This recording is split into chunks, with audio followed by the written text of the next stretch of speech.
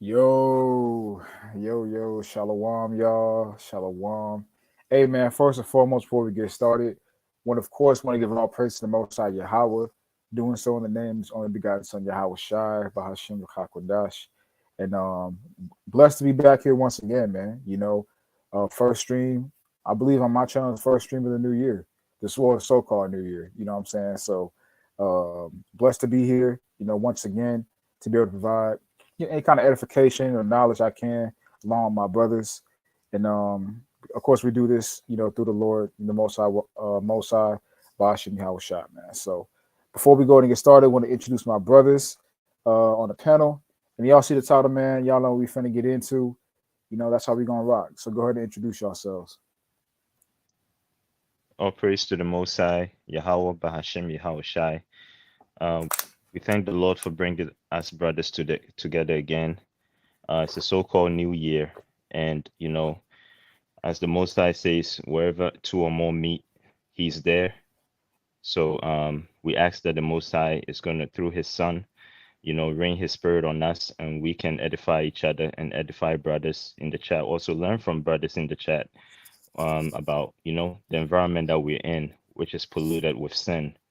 And then as we walk through that straight path. Absolutely. Beautiful opening statement. Go ahead, bro. Yes, sir. Hey, man. This is my fifth live stream this year, but it's the first group one that I've been a part of this year, I believe, if I'm not mistaken. But it's my first live stream in 2 weeks, so seems like foreign territory. But we back at it like a crack at it. You know what I mean? Like a crack at it. But Dust that rust yeah, off real quick. yeah, dust that rust off. You know what I mean? So You know what I'll I'm save saying? a lot of my I'll save a lot of my opening statements for the closing statements. If y'all know how I get down, so Yes, I'd sir. rather Yes, just get sir. straight to it. You know what I'm saying? We're gonna have some fun tonight. Also be educational. We appreciate everybody coming through. So, hey, let's get it. Absolutely. And I want to echo that, man. Most definitely appreciate all y'all brothers that come through, support these live streams, leave insightful, edifying, entertaining comments, But let's go ahead and rock with it, man. So we all see what's been going down recently in the NFL. Y'all see the title, man. Y'all see what we finna get into. Hey, man, we're gonna talk about this nigga Damar Hamlin, man. But look, man. look, man. Look. I don't know what everybody that's listening to this stand when it comes to um, different topics, different beneath the surface, behind the veil, three-dimensional topics that, you know, or ideas that are, floated around in this world, whether it goes to MK Ultra programming, body doubles, cloning, a celebrity mask, celebrities playing different characters on the world stage, all of that, man. That of course is a very deep rabbit hole when you start to get into, um, you know, proving these things when it comes to these celebrities and whatnot, and what's really going on beneath the surface behind these characters that are given to us to the viewing public, which is us. But like I said, I don't know where everybody stand with this shit, man. But when it comes to this Damar Hamlin shit, man, look, there's no doubt that there's something going on with this story, man. Now we understand, we know that it was a Masonic ritual. There was so many different symbolisms thrown around, which you're gonna get into, but there was so many different symbolisms thrown around. So there's no doubt. I don't think anyone that's watching this channel right here is unaware of those things right there. That it definitely was a Masonic ritual. The sudden quote unquote collapse of this brother. I want to ask y'all, do y'all think that that was an actual collapse, like an actual event that happened? But of course, it was still ritualistic, but it was an actual physical event. Or do y'all think that he faked that whole thing? No, I don't think he faked it. I think he really fell out because of what he was taking. Oh, that's If another you know, answer. Great answer, bro. That's another answer. you know what I'm saying? He was taking that juice, that satanic Kool-Aid. Oh yeah. Hey, speak on it. Facts, man. You know what I'm saying? A Facts. lot of people been falling out lately, so I don't think it was fake. unless if he was the fake one and everybody else was real. But you can take it that way if you want to. But I'm just going to assume that it wasn't fake. It's just that they use situations like that to take it to as a way to what's the best way of putting it, to promote a to push a certain agenda forward. But I will say this though, I could see why people would think that that was completely staged based off of the timing of it, like all the numerology that's come up. Yeah. I was watching some guy earlier today, and he was just pointing out how basically the number 3 and 33 was so aligned with the So entire event. Like he fell out. I think he fell out when he fell out. The Bills had only scored 3 points. He changed his number to 3 this season. He woke up out of what was he, in a coma or something? Whatever the fuck he was. He woke out of that. Yeah, he woke out of cardiac arrest on the 3rd day, and they highlighted that he only said 3 words. And what was the other thing? Oh, Oh, the player that wasn't standing. I mean, the player yeah, that he wasn't was kneeling number was number 33. I mean, come on, bro. Like And his weird. last name was Neil too. Come on, man. Neil, like, come on, man. That shit was it was just weird. So it's like I could see why people would say that, he was what's the word for it? He wasn't that wasn't legit. I can see why people could say that. But I'm gonna say that the event was more so a what would you call it? A psyop rather than just a completely A complete hoax. fake event. Yeah, a complete hoax. Most things are psyops and not hoax. Now some things are hoax. Let's not get it fucked up. But I'm gonna say that's a psyop, not a hoax. Okay. I feel that. What you think, J2K? What you think about the event? You think it was just a psyop, a ritualistic psyop, or was it completely contrived? Everyone was playing their part. Everyone was playing their role. From the players that were fake, that might have been fake crying, to the guy that caught the pass from the quarterback Joe Burrow that ran into him at that exact moment. To Joe Burrow throwing the pass to him at that exact moment so he could run over him, to the guy Damar Hamlin just falling out and all that. What do you think? Do you think it was a hoax, or was it just a ritualistic psyop? Okay. So in my perspective, most of us brothers, we understand how the society works. And what they do is they use real life events to garner spirits. So what happens is that I think that him collapsing was real, right? But it's also based off, whatever takes place in the physical, something manifests in the spiritual, whether the left hand side or the right hand side, before it takes place in the physical. So whatever that the elites of this world, who are Luciferians, they knew what day it was, and based on the numerology and everything, it aligned with a certain aspect of the pagan gods that they worship for it to take place. So I believe that he collapsed for real, but it was also to fulfill a certain ritual. It went both, hand in hand together, and that created a powerful psyop, creating an emotional, energy harvesting on the people, and which is what they wanted. Facts. And you know what? I would have to agree with both of y'all brothers. I'm someone that comes from the perspective as well that most of these events are real life events. Now, like Ken said, there are certain things that are complete hoax, complete, contrived, non-events that they just popularized in mainstream media for a specific purpose. But I do believe that this event actually happened because you got too many different angles to prove it. You've got the Kool-Aid angle. You've got the energy harvesting, like on spiritual angle that J2K was mentioning. You've got the numerological angle. You got the there was also something else that they reported as well about that dude. I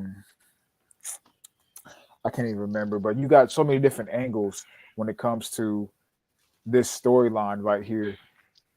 Why would there be a fake event? And we know as well too, that for this year being the year 23, the year of Skull and Bones, the year 2023, there's going to be a lot of deaths right now in this year. There's going to be, I mean, we've seen already a lot of celebrities, you know what I'm saying, pass on to the spiritual realm, you know what I'm saying? And Damar Hamlin, I believe, is just another one of them.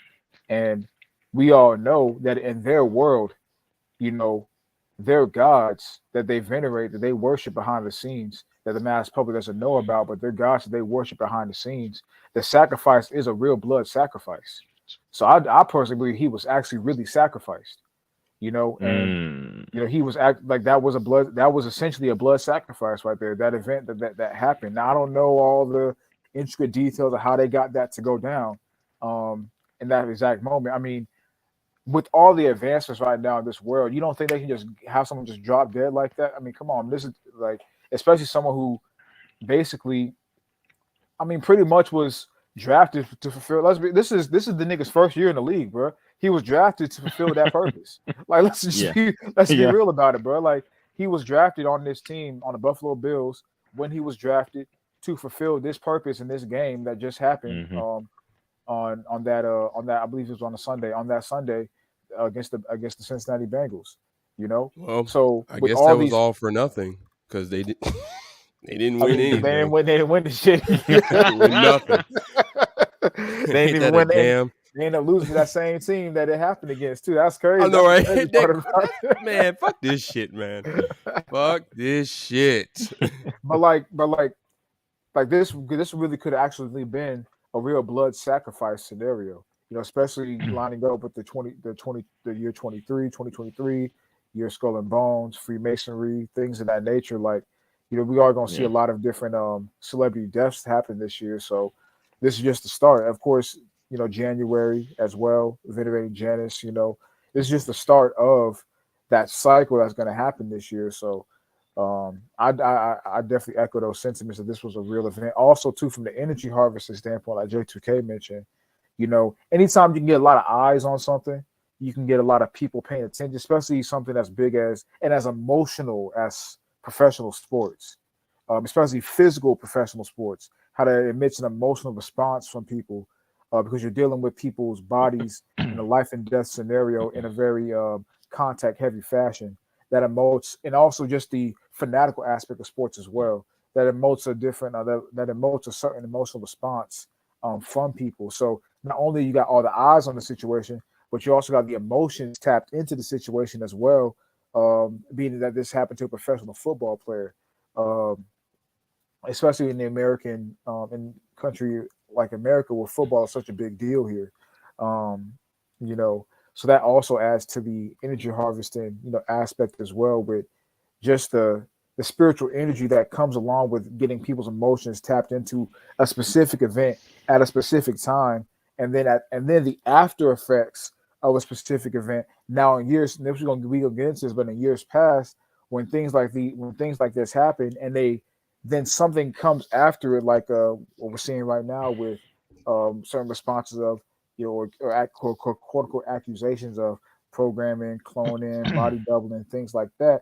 What would happen is after these events, the mainstream media will automatically shame the thinking public who can see beneath the veil, can see behind the wall of the narratives that are being drafted in society, and all those people will be shamed as conspiracy theorists, crazy nut job, 10-4 hats who don't know what the fuck they're talking about. So some crazy ass niggas over here, right?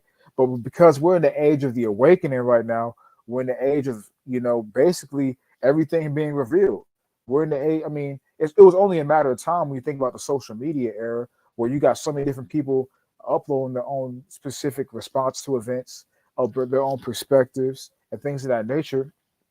It was only a matter of time before a lot of people would start to catch on to these more nefarious aspects of this society, this world that we live in, and whatnot. So because of that, it's not, the mainstream media can't do as much shaming now as they used to be able to do, because you got too many people with too large of voices who are bringing out information. They know what the fuck they talking about and can provide real solid evidence in the form of I mean, it doesn't really matter whatever form they can or whatever form they do provide solid evidence to prove and back up their statements, their points, whether that be books, articles, peer-reviewed studies, whatever it may be. Also, just the eye test. You know what I'm saying? That we can see with our own actual eyes as well. You know, they're proving these three-dimensional points and topics and concepts that people online are bringing out. There's only so much shaming mainstream media can do anymore. So they used to be able to do that kind of shit, and that would, be one of the reasons why that's one of the reasons why they drafted these narratives, to basically draw people away from what the truth actually is, because that's going to be shamed so much when that event, when that topic comes up after the contrived event. They shame that topic. I mean, they shame that thinking pattern. Now everyone who thinks of that, now everyone who was kind of on the fence or whatnot, I don't want to be categorized as that.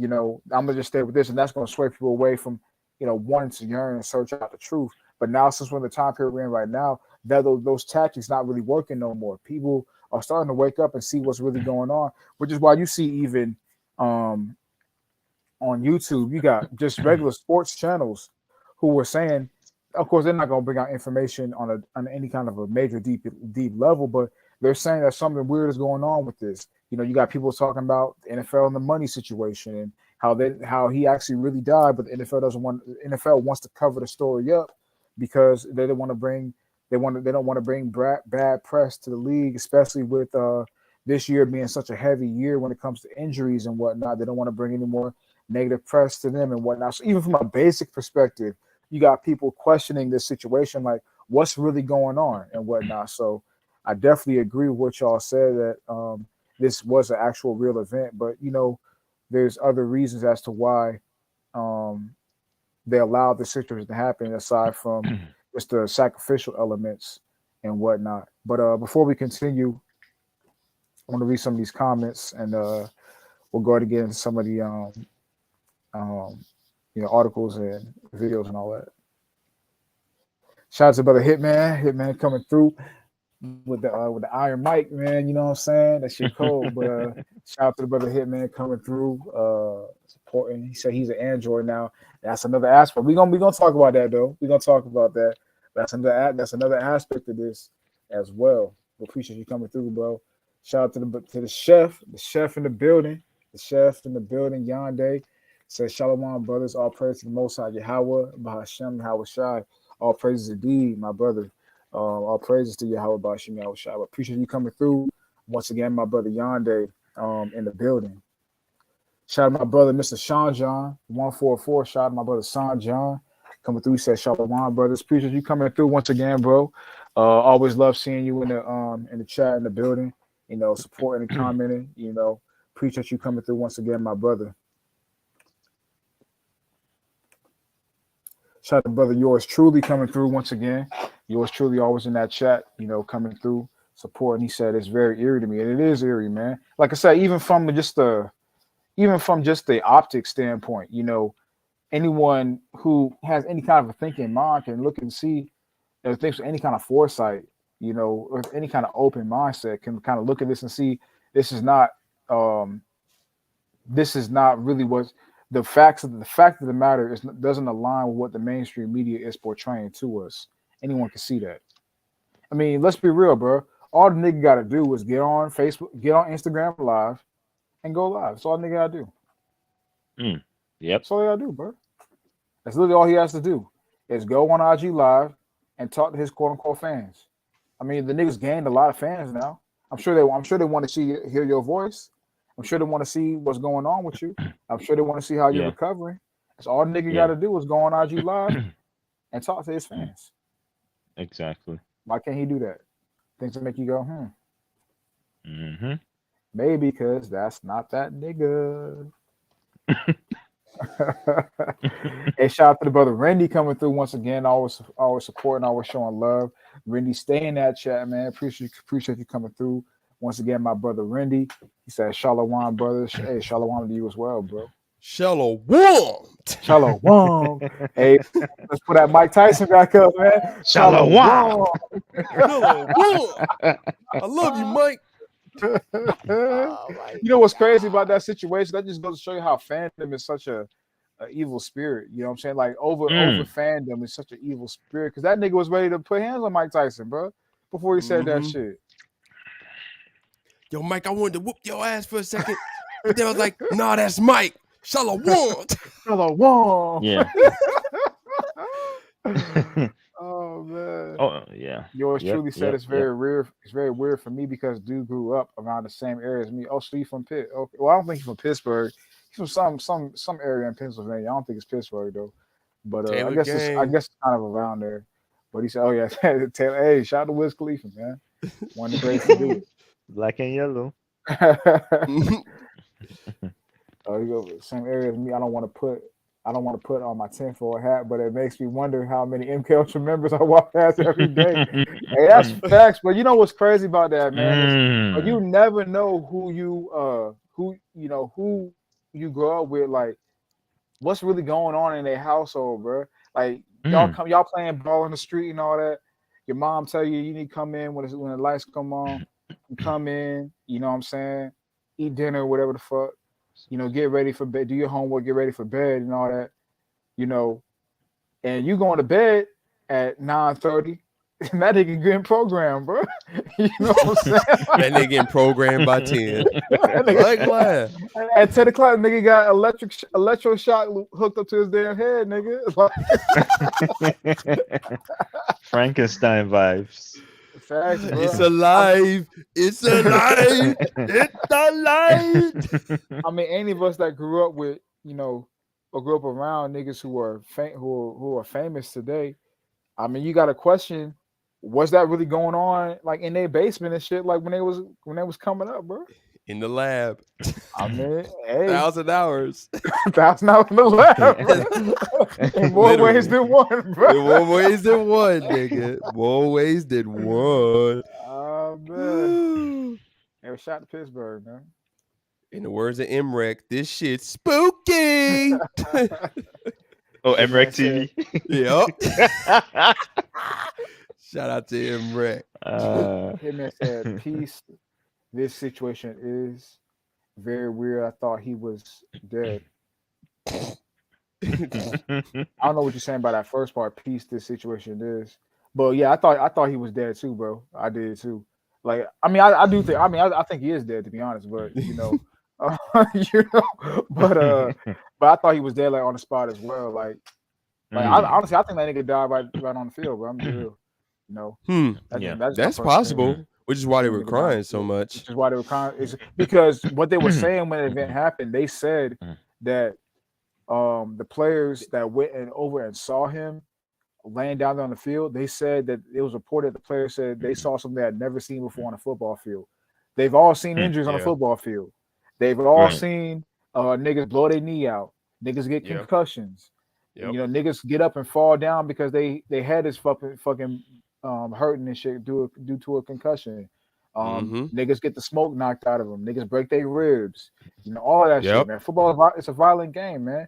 You know, they've seen all that shit. That shit is happening to them. You know what I'm saying? Like, but why did they describe it as something they've never seen happen before? It's because that nigga died, bro. That's why. It's because that nigga died. That nigga got his TV turned off. TV turned off. Hit him with a headshot.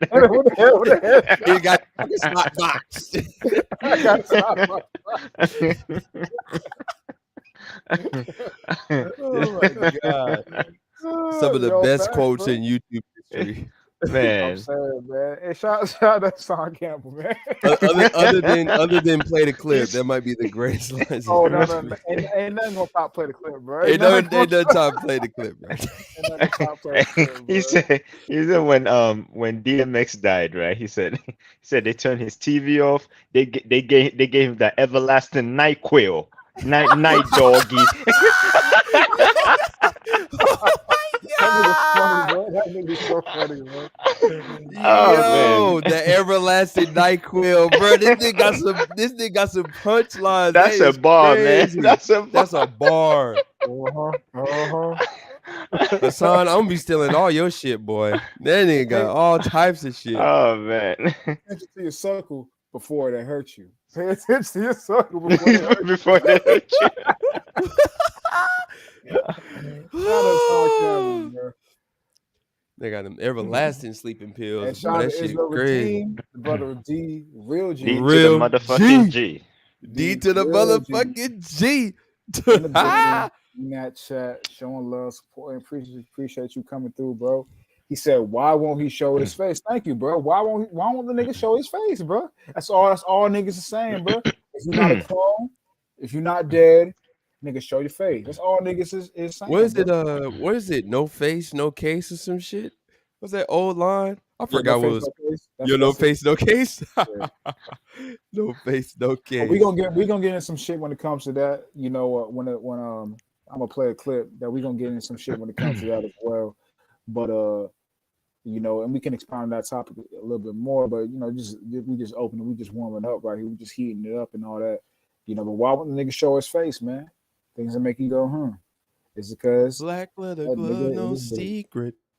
Purple jacket on, it's elite shit. What the nigga said? Left foot up, right foot Slide. slide. Yeah. Right foot up, That left song. foot slide. We said basically, you know what I'm saying, either way we about to slide. By the way, Don't he's you now a understand? suspect in the Triple X case. By the way, That's a mess. Triple X. Why Why you keep on shooting? Because you know that nigga dead. Nigga dead. Nigga out and stuff right there, but nigga told you what it is. That's the thing about it. Like these niggas tell you what. Yes, it's a concept called it's called karmic something. I can't remember the second half of that phrase, but it's called karmic something. Basically, in that occultic world, they believe that if they tell you what actually is going down, what it actually is, as crazy as the mainstream media is gonna cast it, if they tell you what it actually is, the blood is off their hands, in the face of their gods. The gods that they venerate, the blood is off of their hands because they told you what it is. If you choose to not believe what they tell you, it's on you. Whatever happens is on you. Yeah. But the blood is off of their hands because they told you what was going down. That's how that's in that occultic world. That's the karmic. I forgot what the second half of the phrase is, but that's what they practice. Is that's it karma why cycle? Maybe it's something like that, bro.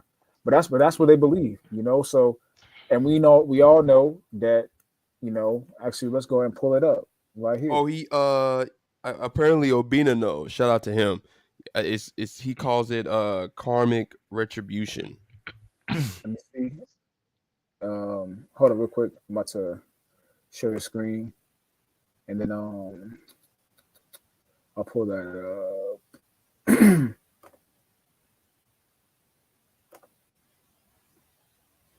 Got a lot of blood in his coat.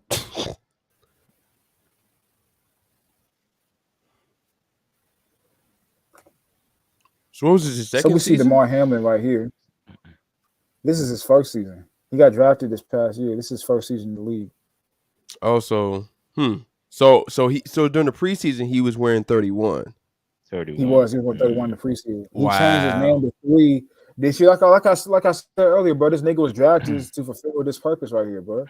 This is why this nigga was drafted. Because think about it too. This nigga is the backup safety, the starting safety. I think Micah Hyde, the starting safety, got hurt in the beginning of the season. And the only reason that Damar Hamlin was even playing was because the star safety, quote unquote, got hurt. So that shows the starting safety was on the ritual too. Yeah. Politics. So you see Damar Hamlin right here. He told you he a clone, bro. Nigga said that he's a clone. I mean, we got to get to the point as a. I'm not talking to. I'm of course not talking to y'all brothers, but we got to get to the point as a public where when these occultists start telling you what they are, nigga, you got to believe them, nigga. You got to believe that shit, bro. They tell you they worship the devil, man. They tell you the nigga said, "I sold my soul to the devil. I knew it was a crappy deal." But now you got niggas saying But it came with a few toys like a Happy Meal. Now you got niggas saying that Yahweh has sent him to preach the truth. You know, liar.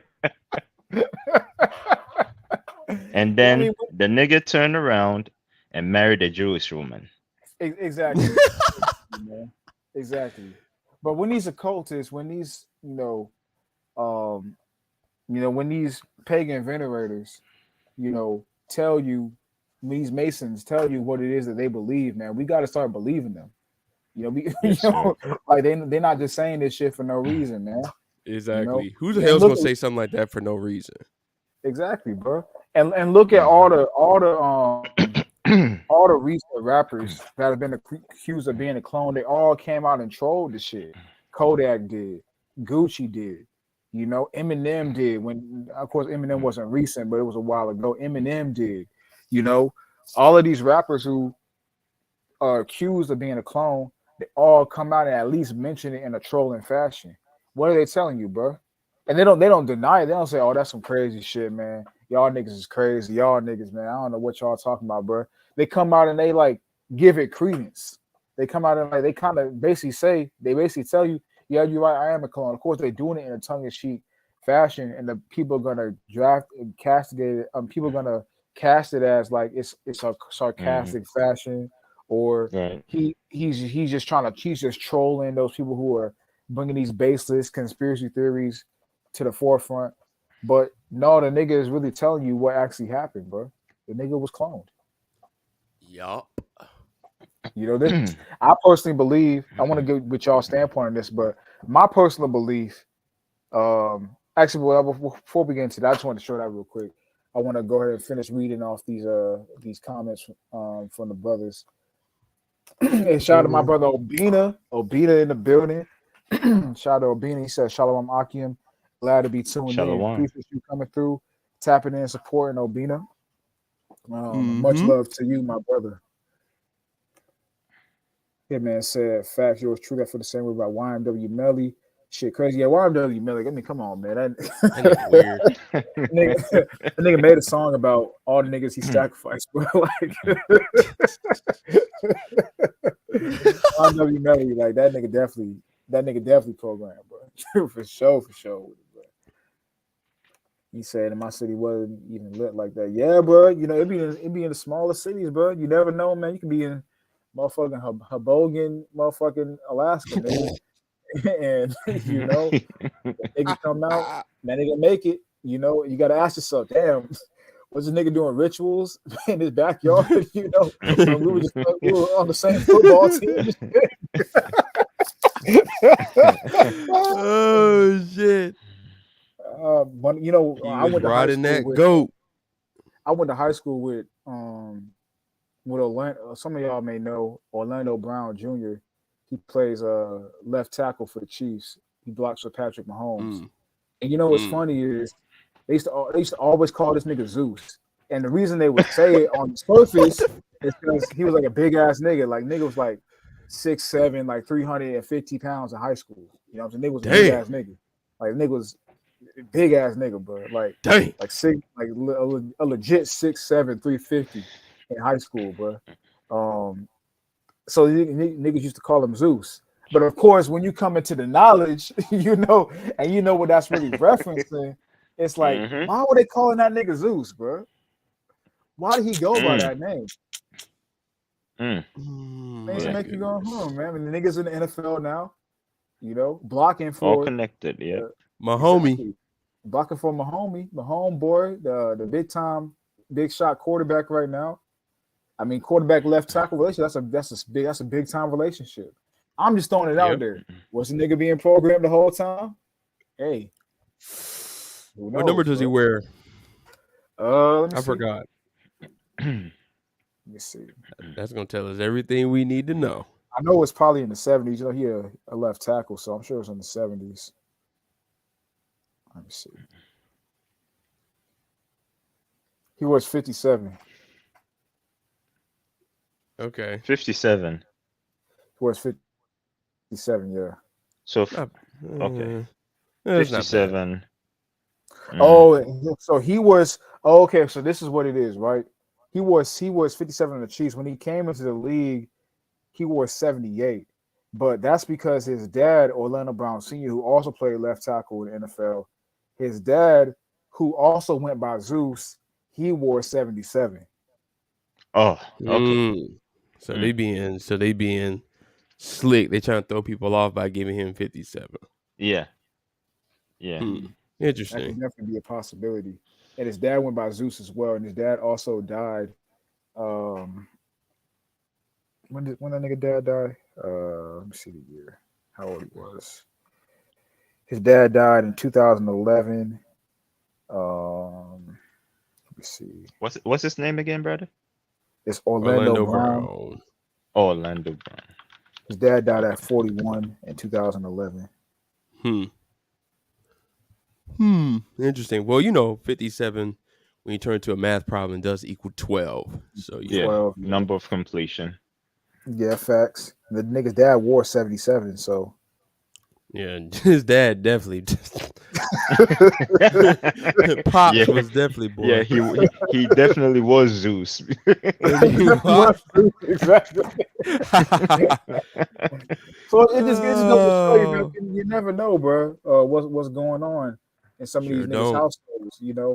You think you're on the same football team, y'all balling together, and next thing you know, the niggas getting electroshock treatment at 9:30 at night. The high school coaches tell them the Superpower trigger word on the night. football field. Fucking high school and shit. Mm-hmm. But hey, shout out to Messiah, man. Messiah coming through. Messiah says Shalom. Mayo Shalom, bro. Appreciate you coming through, Shalom, Messiah. brother. Tapping in once again, my brother. Appreciate Yes, you coming sir. your support. Okay, I see Obina said, y'all, are you talking about comic retribution? I think that's what it is. I think that's that might be what it is. I'm not sure the phrase, but that might be what it is, bro. Yeah, we don't give a shit about Hinduism like that. So, shout out to you for doing that research for us. Yeah, appreciate you, bro. I think that's what it Yeah. is, bro. But it's whatever the concept is of basically them explaining to the subjects, the masses, what actually is going on, and that process of them doing that, getting the blood off of their hands and appeasing their gods, basically wiping them of responsibility. Yeah. That's why they say what they say. And, of course, in that cultic practice, that's what they do.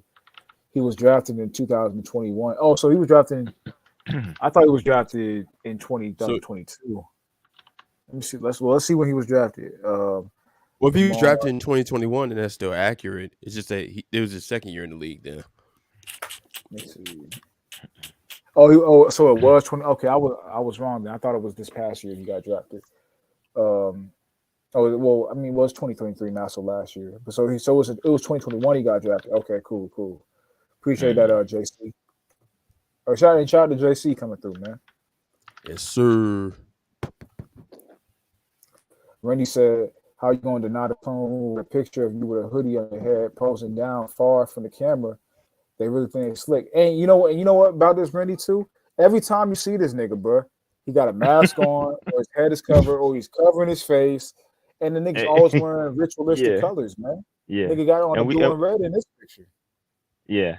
And we gotta discuss the we're gonna have to definitely discuss that picture with him sitting with his parents in the hospital.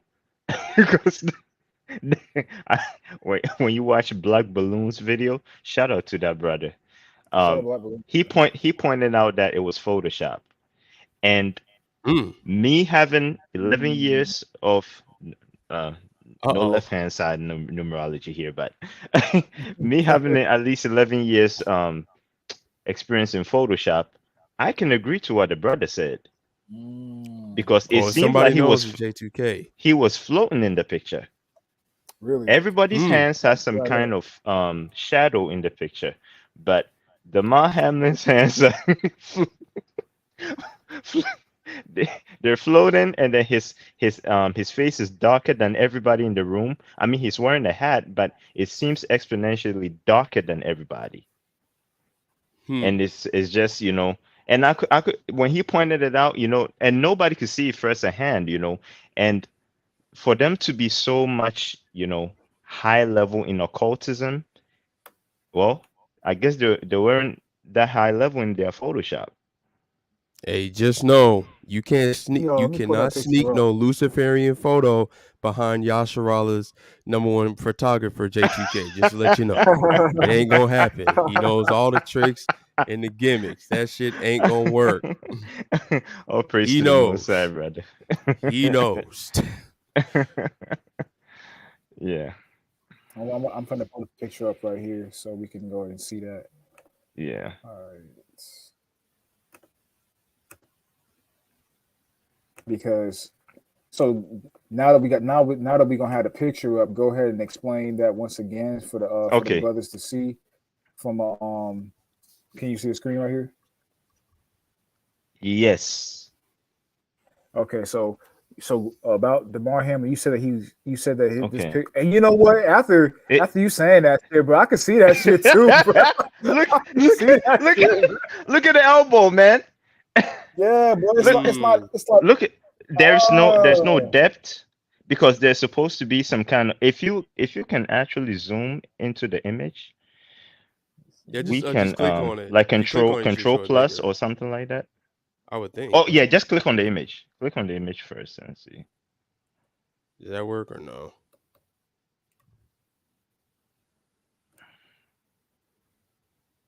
that's as big as it's gonna go right here. Okay. Hmm. Let me see. Where's the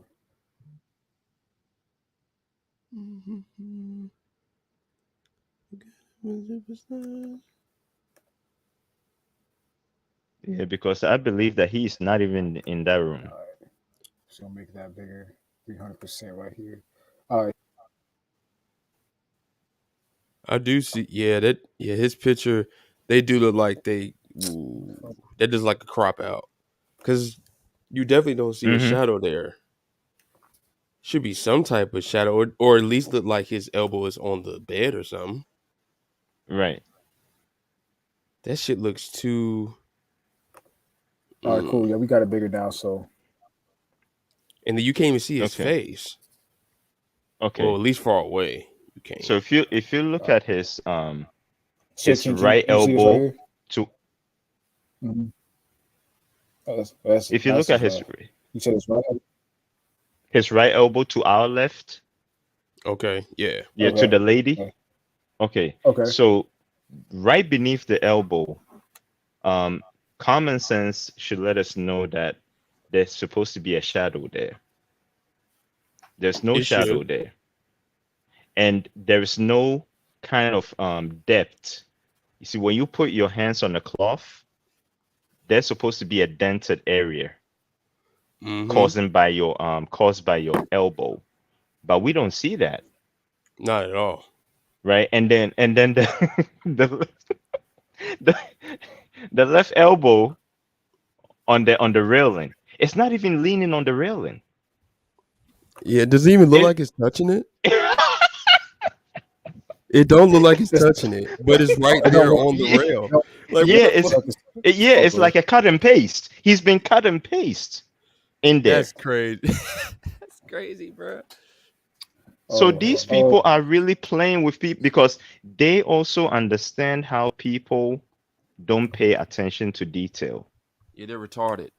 Yes, because we have to understand that we're in the era where everything, the quality of everything has dumbed down because there's been oversaturation of information. So people just do anything. So they count on that. So if they can get anybody, any amateur Photoshopper to just do a half-ass decent Photoshop, people are gonna just believe it because people can just look at fake videos and still believe it anyway. So why And not get away with this? and ain't homie doing the Masonic pose with his hand over Okay, so under his chin? yeah, we're gonna touch on that, bro, because that's what Okay. Mm-hmm. his pose has been is that heart. But I'm gonna show a clip that kind of goes because he did some sneaky shit with that shit at the Bills game. We Right. snuck in the inverted pyramid and the Yep. Mm-hmm. mudra Yeah. or the six six Yeah. six. He snuck Yeah. that shit after this right here. So people gonna be focusing on this heart because, like I was saying earlier, especially with professional sports and the energy harvesting aspect with it, when it comes to emotion, people get the. I mean, sports invokes fanatic emotion out of people. You know what I'm saying? And you know, Yes. it's a barbaric activity, especially professional football. It's a barbaric activity. So of course, you know, people's emotions and feelings gonna be heavily tied into it. But you know, that's one reason why they use professional athletes and these figures and whatnot to push these different energies amongst the masses. You know, look at Right. Kyrie Irving. You know, that nigga was pushed. You know, and we, you know, Boy. we don't get on Kyrie right now, but you know, Who is Kyrie with? Christ. And also another thing that we see is just to get into a little bit of the esoteric symbols here, right? Like how the god what do you call it, in the ancient time, you know, Marduk was killed, you know, and then he was thrown into the river and came back as Dagon or Poseidon. So that's why he's wearing that coral blue. So that coral blue is him being resurrected or coming back as Horus from the dead. Right. So and then you have the black, you know, for, you know, the woman and the guy sitting next to him, you know. So we have the Holy Trinity going on. So we have the 3 on his head, the 3 on his chest, and the 3 at the sides on both t-shirts, forming the cross for Tammuz. You know, and then he's showing the heart. Tammuz is also known as who? The Hippocrates, the god of love. Yeah. So that's why he's doing the love sign for. You know, so that's just to point a few things right there. J2K got the hidden treasures. No, appreciate that, bro. We got, you know, we got hey man, the Kingdom Pill is the place to be, nigga. We got the resident esoteric specialist J2K on tonight, man. You know what I'm saying? You know Giving us that esoteric knowledge tonight, man. Hey, TKP, Iron sharpens iron, brothers. Be, I mean, you know what I'm saying? Iron sharpens iron, brothers. Yeah. Absolutely, absolutely, man. Appreciate your esoteric insight, because that's all facts, man. I'm saying, because that's a good point that you brought out, J2K, with the Photoshop, because like his arms don't even look, they don't even look in conjunction with the bed. It looks like his body is not really laying on this bed right here. Like this kind of looks like an animation right here, to be real, because he looks different from his parents. Like, and like it looks like an animation. This, and also like I forgot to point out one thing on his hand, right? On the left, on his left elbow to our right on the screen, right next to the dude on the right. If you go from below his elbow on the rail, well, floating on the rail, and then you go above it, there is a smudge on his elbow. Yeah, kind of. Yeah. Like you see it. Like, you see that place is blurry. Yeah, it's kind of. So blurry, that was that's a Photoshop error right there. So he was probably in a different environment, and then that person smudged that part of the place off. I was just about to say something goofy. I was about to say like when was this picture actually taken, when he first woke up or after the fact? Like, because if it was, y'all should know where I'm going with this. I just want to know. I don't want to say it. I don't want to say it before I know like when exactly. Does it say anything? Like, is there an article attached to this or something with this picture? Oh yeah, because it's saying, it just says a caption. I just want to know, does it say anything about like when was this picture taken? When it was watching it, like after the fact, when it was watching the game? Okay, so it says Buffalo Bills safety. Let's see. It says Buffalo Bills safety Damar Hamlin surprised football players and fans with a photo from this hospital that he tweeted. So this picture was tweeted during the Bills game against the New England Patriots on Sunday. So this was the week after, because that was the Bills. Oh, it was the week after. The Bengals. That was week 17. So this was because the very next week they played the Patriots. So this he did wake up the third day after. Okay. I'll leave it alone, because I was just about to say, if this wasn't too long after he woke up, like the day after, how the fuck he getting that shirt? Yeah. But so those are his parents. Exactly. So those it's like his parents, they had them shirts already prepared. Parents, how did he get time to get dressed? Okay, so it makes sense. It makes sense why. Yeah, it makes sense why he would be Horus, because his father would be Saturn, the mom would be the mother goddess, and he would be the divine child. That's why he doesn't wear the black, because he represents a new divine, whether it's a yellow Exactly. or a green. He has to wear one of, or orange. You have to wear one of those colors. He's not gonna wear black because they represent the old guard. He represents the new guard. Yep. And notice how you mentioned Damar was representing that basically that Tammuz figure, that new offspring figure. Notice on the shirt, it doesn't say love for Damar. It says love for 3 Damar. So basically showing Damar represents that 3. Yeah. Because his shirt represents. It says Damar then 3. Exactly. Damar represents, the third. Damar represents the completion of that third element. Yep. Yeah. Yep. And it's like, man. Yep. So it's like it all adds up to 9, which is still a 6. Exactly. I turned a 6 upside down. It's a 9 now. 9 now. Oh man. It's also this was taking that 1234. 1234. 1234. Okay. Yeah, that's I'll leave it kind of alone. interesting too. He's also 24 years old. Got that 6 in there with that right there. So 22. Yeah. And of course, gotta highlight this right here. We got the we got Meek Millie. Meek Millie.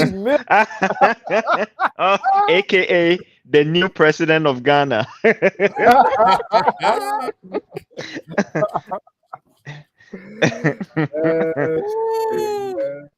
We got Meek Millie in the house with his the resident backbreaking Jew. Man. Resident backbreaking what am I using place for that? Jay Michael Rubin right here, who's basically handling and controlling all of these big time athletes out of Philly. Meek Mill, LaShawn McCoy, of course, Damar Hamlin, the new Damar Hamlin. Who else that be seeing Michael Rubin with? Joel Embiid, all of these big time athletes out of Philly. Michael Rubin is definitely behind these niggas, literally. Damn. I see what you just did there. Hey, we know what happened, bro. You're right behind them. You're right behind, man. Right behind the niggas. But yeah, man. So got some good photography lessons, esoteric in there as well. Hey, man. We all know what this is, man. We all know what this is. We do this shit, why?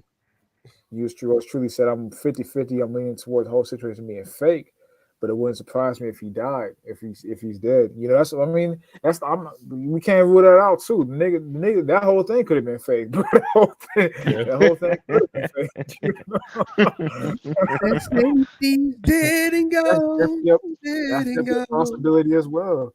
The whole thing could just be 100% contrived and fake. Because there's no doubt there was ritualistic elements involved in it.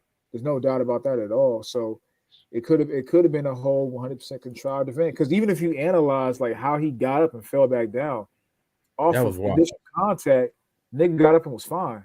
The nigga just fell down. That was a regular tackle, bro. That was exactly. But what's funny is they already have the disease prepared. They already had the condition for the event. Like no one had ever heard about this shit. What's it called? Cardiac.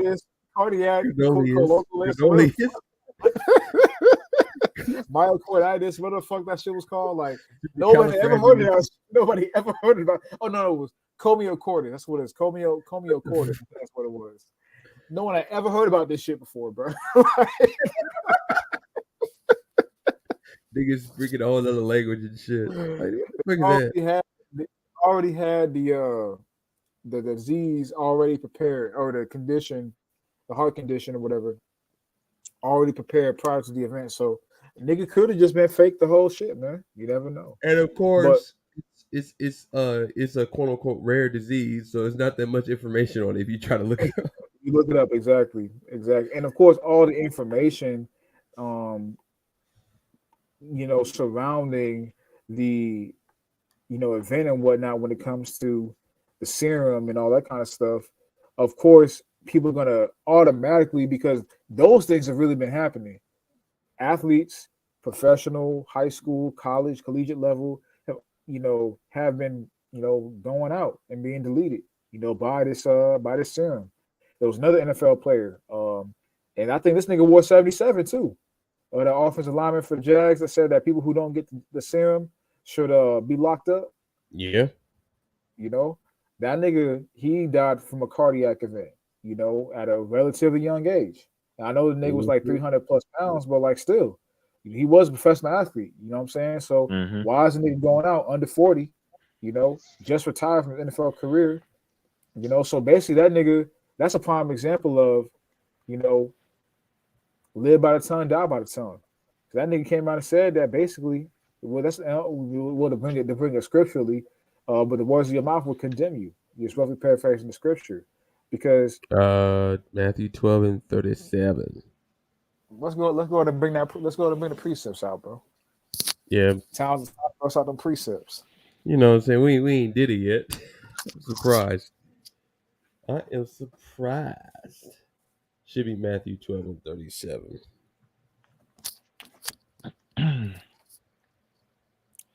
Time to bust out them precepts, man. You said Matthew 12 and 32? Yeah, real quick. I wanna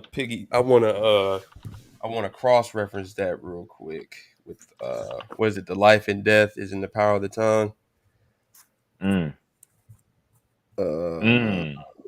Before you read that,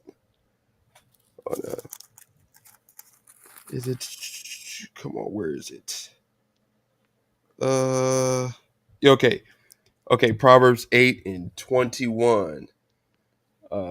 Death and life are in the power of the tongue, and those who love it will eat its fruit. Exactly. It's death and life is in the power of the tongue, man. That nigga was speaking death on anyone, because basically when you saying a lot of niggas up who don't want to subscribe their body and submit their body to a experimental potion, you basically death on those people. Because you take someone to a pen akin to death, man. Their life is temporarily or permanently stopped. So that's akin to death. So that's basically what you subscribe. So by that death declaration you spoke on the others, the Most High took you out via that same death declaration, man. Hey, man, the Most High's cold like that. Yep, I got one precept. Come on, go ahead, bro. Psalms 141 verse 10, and it reads, "Let the wicked fall in their own nets, whilst that I without escape." So the wicked are going to fall in their own nets. He's trying to cast the net of death for other people. He's going to fall in his own net. Exactly. I got one too. This is Matthew 12:36. But I say to you that every idle word that man shall speak, they shall give account thereof in the day of judgment. For by thy words thou shalt be justified, and by thy words thou shalt be condemned. Powerful right there, man. Because you think about that situation with that brother, it's unfortunate what happened to him. Because the brother did die at a very young age. I'm not talking about Damar Hamlin here. We're talking about the offensive lineman that said that everybody who don't get the experiment should be jailed. That brother, he got it. Basically, he was condemned by those same words. Because like I was saying, that he spoke a death declaration unto people by saying that their life should be temporarily or permanently stopped via detention. So Most I took him out over them words, man. It is what it is. Yep. He wanted the rest of us jailed, but we escaped. Whoo! Hey, man, like Hitman, like said the other day, going back to that Psalm, the 91st chapter. I'm gonna go to that real quick. That's Psalm 91. Keep that shit in the mental notes. That's Psalm 91, and I'm gonna start at verse 9. Psalm 91:9, because thou hast made the Lord, because thou hast made the Lord, which is my refuge, even the Most High, thy habitation. There shall no evil befall thee, neither shall any plague come nigh thy dwelling. For he shall give his angels charge over thee to keep thee in all thy ways. They shall bear thee up in their hands, lest thou dash thy foot against a stone. Thou shalt tread upon the lion and adder, the young lion and the dragon shalt thou trample under feet. Because he has set his love upon me, therefore will I deliver him. I will set him on high, because he hath known my name. He shall call upon me, and I will answer him. I will be with him in trouble. I will deliver him and honor him, and honor him. With long life will I satisfy him and show him my salvation. And that's facts, man. But I want to get this other point as well too. In verse 7. All the rest is beautiful as well, but this is the main point I want in verse 7 right here. It says, oh, I'm sorry, 6. Nor for the pestilence that walketh in darkness, nor for the destruction that wasteth at noonday. 1,000 shall fall at thy side, and 10,000 at thy right hand, but it shall not come nigh thee. So, like J2K said, man, the ones who the Most High has, blessed with this, heavy spiritual, wisdom, this knowledge of Him, was the best wisdom you can have. Keeping you away from the devices of the wicked, which keeps you away from fulfilling this prophecy right here. That brother who made those statements, he's part of that 1,000, man. Now, of course, that represents a complete number as well, but he's part of that 1,000 that's just gonna fall. We're on the path to 500 million, pursuant to the Georgia Guidestones. Yeah. He's part of that. He's just part of that process. He was part of that because he spoke those death words on the people, and the Most High took him out because of it, man. So I really can't feel sorry for the nigga, because if you basically, how I see it is, you're wishing death on myself and brothers who have like mind when you say something to that effect. You're essentially my enemy at that moment. And the Most High said right here in verse 90 in Psalm 91 verse 13. So this is thus saith the Lord, through David, thou shalt tread upon the lion and adder, the young lion and the dragon shalt thou trample under feet. Now we know the dragon also symbolic with the serpent, or symbolic with Esau, the deceiver. Deceiver, the wicked, the enemy. So if you're symbolic or you're synonymous with those, forms right there, then you're an enemy of the Most High. And if I'm aligning myself with the Most High, Lord will, you're also an enemy in myself. And the Most High said we're going to tread upon them. So that means I can't fuck with you. So that means you're the enemy, and that means I shouldn't feel bad for you if the Most High takes you out. It's simple. No respect of persons in judgment. Facts, man. Yeah, that's thus saith the Lord right there through David. But let's yours truly said I found an image of him wearing 201 and an All-American program. So he's been rocking that 3 for a minute then. So yeah, he was definitely drafted to fulfill this purpose. Okay. And it had to happen on January 2nd too. Exactly.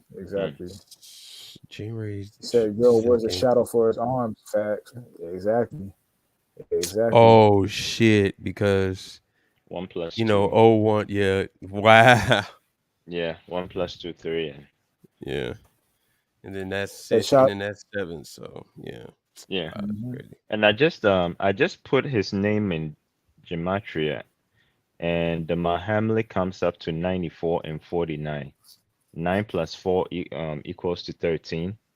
4 + 9 equals to 13. Death, all for death, and 9 times 4 is 36. So. Ooh. And Ooh.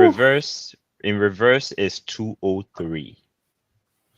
I could have sworn 203. The number itself represents something. Yeah, but obviously the zero is a portal. And it's a portal. Yeah, the 23 is for Hermes.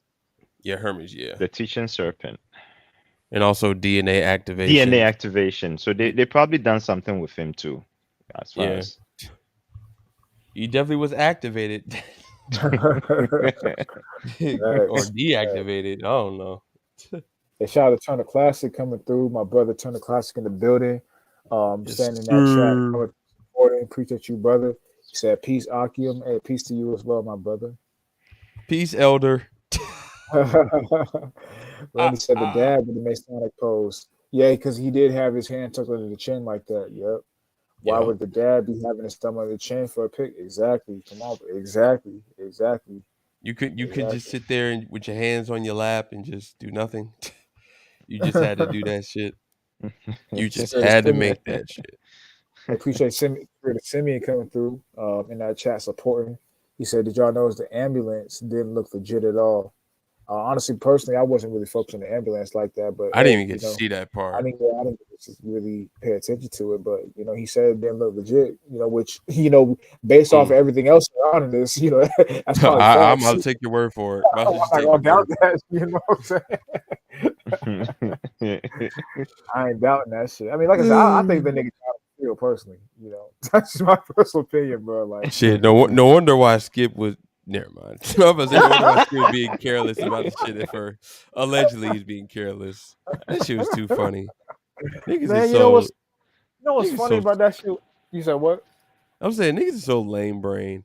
Like they really like they don't understand. Like it's a business, bro. Like I'm just gonna give a basic statement. Like in general, like I gotta be honest with you, bro. Like when it comes to shit like this, you gotta understand that the clock is still moving forward. So that means life goes on. There's a bigger issue than what's going on right now. So that's really what Skip was trying to address. He wasn't just completely dismissing what just happened. He's just like, okay, so the situation happened. Okay, so what's next? Like, how do we go? How does the NFL go about this? Because, remember, because of the situation, if Buffalo would have made it to the AFC Championship game, that game would have been at a neutral site because they couldn't play that last game. But they would have had it, but they could potentially had the same record as the Chiefs, which would have given them home field advantage. So that game would have been played at a neutral site. But of course, since Cincinnati made it, it's gonna be an Arrowhead on Sunday. But you get the point. Yeah. Like these are big time, domino effect type ramifications that canceling that game does. Now, granted, they would have had to done that anyway because clearly that situation was just way too hot to handle emotionally for everybody involved. Okay, great. Yeah, I get that. We that's just a duh. But after that, what's next? Like you still gotta conduct business, man. So I know what I'm saying might sound cold, but it's just the truth, bro. What happened to the show must go on, bro? I thought that was, I thought that's how, I thought that's how everything went. What happened to that? The show must go on, bro. Like, I mean, hey, they're like screw all that. They said screw all that, and then it took them like 45 minutes to say, okay, the game's over. But you know what's funny about that too, bro? I'm not saying what you're saying is not right. What you're saying is right. I mean, hey, at the end of the day, man, it's ritual shit aside, it sucks. Yeah. It's unfortunate. But hey, man, unless you like a close family member of this, but let's say you on the team and this was your brother, like your blood brother on the team with you. Yeah, I mean, I'm probably not gonna play, but I'm just gonna be real with you. I'm gonna go to the hospital with my brother. But outside of that, man, rest of the players, man, hey, man. Yeah, and this is what you get. This is what you get paid the millions to do, bro. Like, I'm sorry, bro. I'm sorry, bro. Like, I don't feel sorry for athletes, bro. Like, exactly, bro. Like, you get paid very handsomely to do this, to play this game, man. Hey, you got to play that game, man. That's Skip Bayless's mindset. Like, dog, like, it's unfortunate. I'm sure Skip wasn't saying, I'm glad the nigga got hurt. It's unfortunate. Of course, you don't want to see that shit happen to nobody on the field. But I mean, honestly, man, anybody who watched football, that's played football, man, this a part of the game, bro. I remember I think Ryan Shazier said this. I think it was Ryan Shazier, and unfortunately, he also had a debilitating spine injury that took him out the game. But he said, "Hey, bro," he said, he said basically, I think he said if you don't want to get, if you don't want like, if you don't want to get, if you're afraid of getting injured, stay off that field. Yeah, you might as well because that's Stay off part that of field, the bro. that's part of the game, bro. I Whatever, mean, man. just to put this into context, if y'all, most of y'all know what I'm talking about, Brock Lesnar, you know, one of the most, who is known one of the most violent motherfuckers Ever of the of all past 20 time. years. He even said the reason why he quit playing football, and he actually made the squad, what was it, like 03 or whatever. He quit football because he just didn't like getting hit. He didn't like the fact that you could get hit anywhere. Yeah, Because, you know, yeah. in like, you know, in wrestling or UFC, how you want to look at it, there's only so many places where people can hit you. But in football, you can get hit anywhere. In the head, on the shoulder, on the side, in your nuts, all types of shit. You can get hit anywhere. And it's basically fair game. Especially Damn, back in 2003, yeah, everything was especially fair then. game. So it's just like, he just like, nah, let me go somewhere where it's a little bit more restricted where I can get hit at. And that's a motherfucker like Brock Lesnar. So it's, you know, it's just real shit, especially a game like football. It's really is a man's sport, because that shit is, motherfuckers can really lose their life just with one hit. Now, of course, that Exactly. wasn't Damar, but you get the point. But she get serious on that damn field, but you guys get paid millions of dollars to do this shit, bro. You signed up for Exactly. this. So it's what it is. Honestly, I'm glad you mentioned that too, bro. Because one of the most annoying things with sports, especially professional football, because of course, you know, the other major sports, basketball and baseball, the contact element isn't nearly Severe, no. as severe as professional football. So you know, of course, the next best, well, not best, next best, but the next closest would probably be like, you know, your combat sports like boxing and UFC and shit like that. But because the force in football is so heavy, and like you said, you're pretty much running your body into another human person's body. It's pretty much what you're doing when you play football versus you getting hit with someone's feet or someone's hands with regulations involved. You know, there's other factors to, you know, as you know, to think about and put into place um, when considering the contact level and the violence of professional football. But you know, the thing about it is, one thing that really annoys me with modern day professional football or the NFL today is people trying to get you to feel sorry for these athletes. Like, bro, why the fuck should I feel sorry for you, bro? You chose to play professional. You were gifted. Don't get it twisted. You were gifted. You were gifted in this game. I'm sure you work hard. I'm not trying to take that away from this, but like, you chose to do this shit, bro. Like you like, everyone knows. Like, nobody feels sorry for the nigga that goes up there and is in the coal mine. No one feels sorry for the welder. You know what I'm saying? No one feels sorry for the nigga that paints houses. No one feels sorry for the nigga that instills roofs. No one feels sorry for them niggas. Why should I feel sorry for a professional football player, Exactly. nigga? You reap what you sow. When you were I mean, not to be on some hater shit, but it's just the fact that when you were enjoying the fruits of that labor, you enjoyed it. So whatever comes with that, you have to endure it. Exactly. Sometimes there's fruit, other times there's hardships. Exactly, Yeah. bro. It's just what comes with any one of us that's worked labor intensive jobs, you know, that whether that be, you know, moving shit Guilty. or exactly. We've all, for the most part, a lot of Jakes, we've all done that, you know, for either a small or significant portion for, you know, our adulthood and whatnot. Um, you know, like, you understand, there's just things that come along with that shit, man. You just gotta rub that shit off, bro. Keep it moving. You just gotta find how to mitigate your way around it. Whether that be moving shit, whether that be Yep. working on the railroad tracks, whether that be like working on houses, building shit, carpentry, construction, you know, working in warehouses, whatever it may be, bro. You're gonna get injuries on your job, bro. It's gonna come with the territory, bro. You know, but you just learn, unless it's like really seriously, you know, threatening and whatnot, you learn how to mitigate around it. You learn how to do things a little bit differently. You know, maybe you a little tender when it comes to this right here. You don't push so heavily off of this joint right here, and you kind of pivot and whatnot. kind of help you maneuver and whatnot. Because ain't no one gonna feel sorry for you. Ain't no one gonna tell you, hey man, it's okay. You don't have to do your job today, man. You injured your foot a little bit. Ain't no one gonna say that shit. They gonna expect you to do a job, nigga.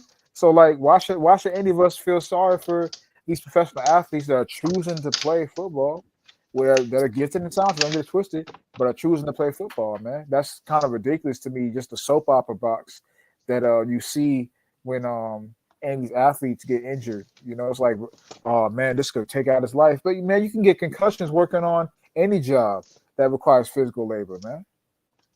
But no one wants to raise hell and feel sorry for that brother, you know, who's working just as physically hard as an NFL player. You don't get to postpone those type of jobs, but you can postpone and suspend and cancel football games whenever you feel like it. Exactly, bro. And I agree with Skip Bayless. That game should have still been played, bro. I agree with that nigga, bro. I'm sorry, nigga. I agree with that nigga, bro. They should still play that game, bro. Look, bro, like the show must go on, nigga. I'm sorry, bro. TKP is trying to get canceled tonight, my boy. You trying to get canceled? I mean, I'm not saying that you're gonna be all the way into it. Well, we are human at the end of the day. You know what I'm saying? I'm not saying you got to be all the way into it. I'm not saying your emotions got to be into it. I'm not saying that you got to be full force with it. But like, the job is still got to get done, bro. Like, I'm sorry, bro. You like that's like you were saying, bro. You can't go nowhere else and just I'm gonna just take out the rest of the day off. You know, you can't do that shit. Workers' comp. Shit, crazy, man. But even without all of that too, you know, even without all that too, when you actually read Skip Bayless's tweet, he didn't even say nothing that was crazy, bro. Niggas took this shit way out of context. He said, no doubt the NFL is considering postponing the rest of this game, but how? This late in the season, a game of this magnitude is crucial to the regular season outcome, which which suddenly seems so irrelevant. He said what suddenly seems so irrelevant because of the magnitude of what was going on, bro. That's why we're saying it seems irrelevant right now, because obviously what's more important is Damar Hamlin than the outcome of the football game. That's what the nigga was saying, bro. Basically, and you guys just, you know, but I guess it kind of fits within what we're talking about right now necessarily when it comes to like characters and the role they play, right? Skip had already set up himself. I mean, you could say in general for sure, but definitely over the past like month or so as not only a provocateur, but even more importantly, a villain, right? Yeah. Right. Every single video that I've seen on the topic trying to discuss Skip and the Damar Hamlin situation, they always bring up him going up against Shannon Sharp. They always do that. Why? Because that's part of Skip's character. Like this time, the character that he's playing. He's playing the role of a villain. Like he's taking on that type of character role to the point where anything that he says that can be ignored per se, but people would usually choose not to, is going to be used as a way to heighten that reputation of his, that bad guy in the media reputation that he's built, that he's not only really built so far in a lot of ways, but he definitely really officially stamped it with the whole situation with Shannon Sharp and you know and the Brady things like this. So you don't get no benefit of the doubt, unfortunately. You just don't get the benefit of a doubt if you're a guy like Skip saying what he's saying. No, that's facts, bro. You know, how you present how you present yourself in conjunction with how you're casted by other people matters when touchy situations or 50-50 situations like this come up, because I can see how someone can take this out of context based off of how he worded this particular tweet. Because if you're reading it from an emotional, I hate Skip Bayless lens, you're gonna read this as basically this game doesn't basically you need to keep playing the game. You know, basically gonna read it as why does the game seem irrelevant at this moment just because of an injury? That's how you're gonna read this if you're an anti-Skip Bayless, person in your emotions about how he be going at LeBron and these athletes and whatnot. You know what I'm saying? That's how you're gonna read this if you already have that image of Skip casted in your mind, which Skip also plays a hand in doing that. Don't get it twisted, like you said. But that's how you're gonna read it versus how it's actually written. It's really not all that bad. But enough with this dude Skip Bayless though. Drip Bayless. Who cares about this nigga at the end of the day? Drip Bayless. A lot of the shit, man, he's just delusional, to be honest. But Yeah. what he said right here, though, let's let's get your resident liberal Negro RG3 up here, man. Your resident ESPN liberal whipping boy Negro RG3 says, Damar Hamlin's life is in the balance. Life in all capitals. Get your head out of your ass.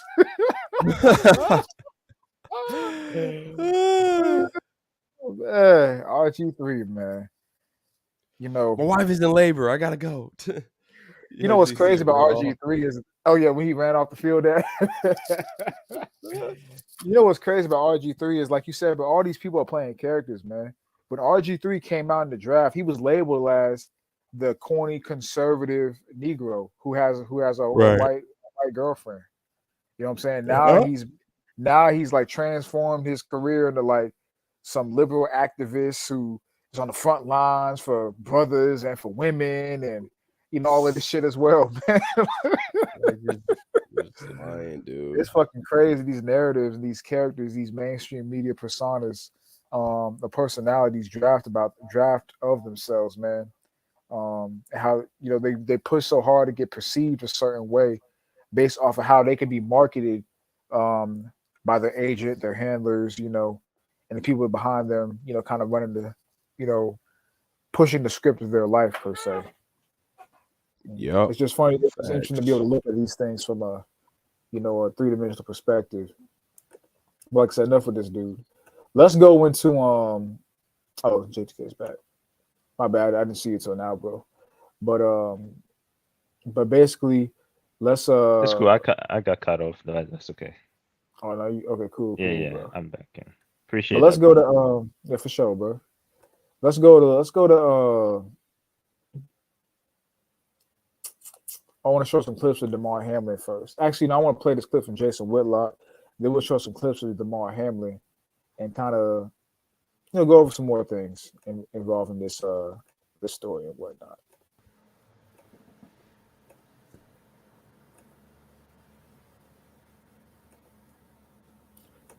Fair use, brother. Please, brother Whitlock, please don't come after me, bro. I fuck with you, nigga. I fuck with you, bro. I fuck with a lot of your texts, bro. Like, don't come after me, nigga. Your big ass. I fuck with you, dog. Don't come after me, bro. Fair use. Looking like the Kool-Aid man with that big ass shirt on. Oh yeah. Looking at boy. Whitlock's gonna make. Of course, Whitlock is not gonna touch on anything from a deep aspect, but he does make some decent points right here, and of course you can see the imagery right here with Damar Hamlin holding up the pyramid to represent the three-sided triangle for the divine. What do you want to call it? Like the divine, the Trinity. Divine Trinity, exactly. The divine relationship paradigm, So of course you see him, and also he's throwing that divine Trinity pyramid, three-sided pyramid up while he's wearing the blue. This is blue right here, the blue and the red. So I mean, look, man, we already know what the nigga Damar Hamlin's about, but just showing more. But let's continue. I'm sorry, one more roast. Big Red, and I ain't talking about the drink. Ugly.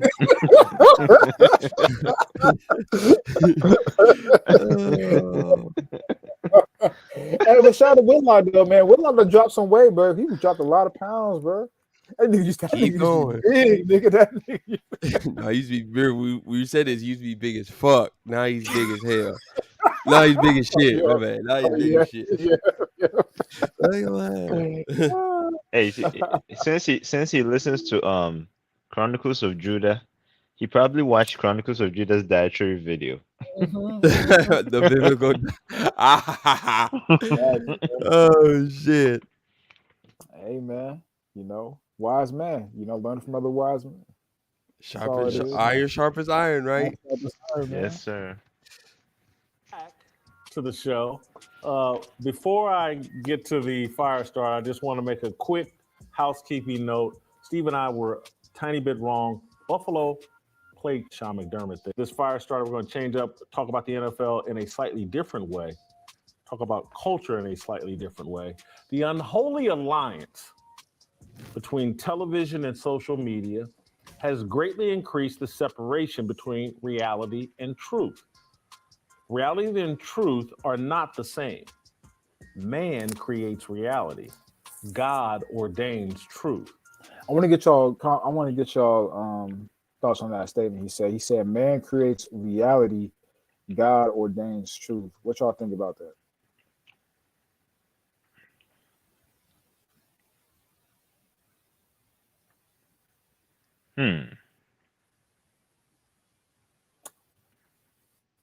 That's an interesting statement he said right there. It is. That's very interesting. It is. I never heard someone laid out that way. From my little understanding, listen to what he just said. Man creates reality, the Most High creates truth.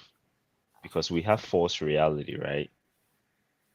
That's based on false. We have reality that's based on falsehood. Like, we live in this kingdom of Edom.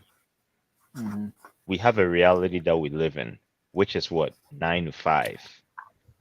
Going to work, receiving a paycheck from Esau, and getting paid on Fridays.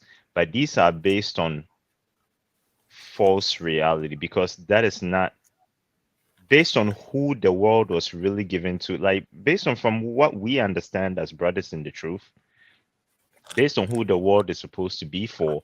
This is a false reality for us. But for the people who are not of the Most High, which is the heathens and those who are not of the elect, this is their reality, but it's based on falsehood. But the truth brings both narratives hand in hand to a complete story. Just like our brother Ghetto Genius will say, declaring the end from the beginning. Facts. That's the truth. Which contains That's a great both point right there, bro. true realities and false realities. False realities coming from the left-hand side, and then the truth coming from the right-hand side. But both of them are being controlled by the Most High, pertaining to Isaiah 45:7, which is the truth. Absolutely, and that's facts, bro. And just to speak on that money piece real quick too. Getting paid on Friday every other week, every week or whatnot. That's not even, there's reasons as to why that structure is set up in the corporate world, but that's a whole nother conversation. Get into the deeper aspects of that. But that's a whole nother conversation. But that's not Torah, that's not Torah right there, because in the Torah it tells you're supposed to get paid for your day's work at the end of the day. That's what you're supposed to get paid. You're supposed to, when a man's done with his labor, supposed to get paid for that labor that day. At even, that man is supposed to receive his compensation for his work. So that's not Torah right there. So that lets you know right there. That's another aspect of us living in a wicked society. But going to that, based off what you were saying, also what Whitlock said, think about it is when he said man creates reality. And when I think about reality is different for each person. Reality is, seeing, how they say beauty's in the eye of the beholder. Well, reality is in the eye of the beholder as well. Right. Of course, you have a reality, which is the true reality, but reality, for the most part, amongst the masses of people, is how they view themselves and the life around them, which oftentimes is not a true perspective. So reality is in the eyes of the beholder as well, from that standpoint. So in that sense, I agree with him that man does create reality, because reality, for the most part in society, is not the truth, but the truth only emanates from one individual, and that's the Most High. That's where the truth originates. That's where it starts from. That's where it ends. That's what it all goes back to. That's the foundation of it, So that's, I agree with what he's saying right there from that standpoint. If that's the standpoint he's approaching it from, because ultimately man can create any kind of reality they want to. I'll say man can create any kind of situation they want to and call it reality based on how they view the situation, not necessarily based off how the trueness of a specific situation. But the truth is always going to be fixated in one fashion. But a man's reality can change on how he sees that truth, what they call today my truth. So that's how I kind of see what he said right there, and that's facts. What he's saying. Like I said, we're like, don't come for me with this, man. I fuck with you, dog. I fuck with you, man.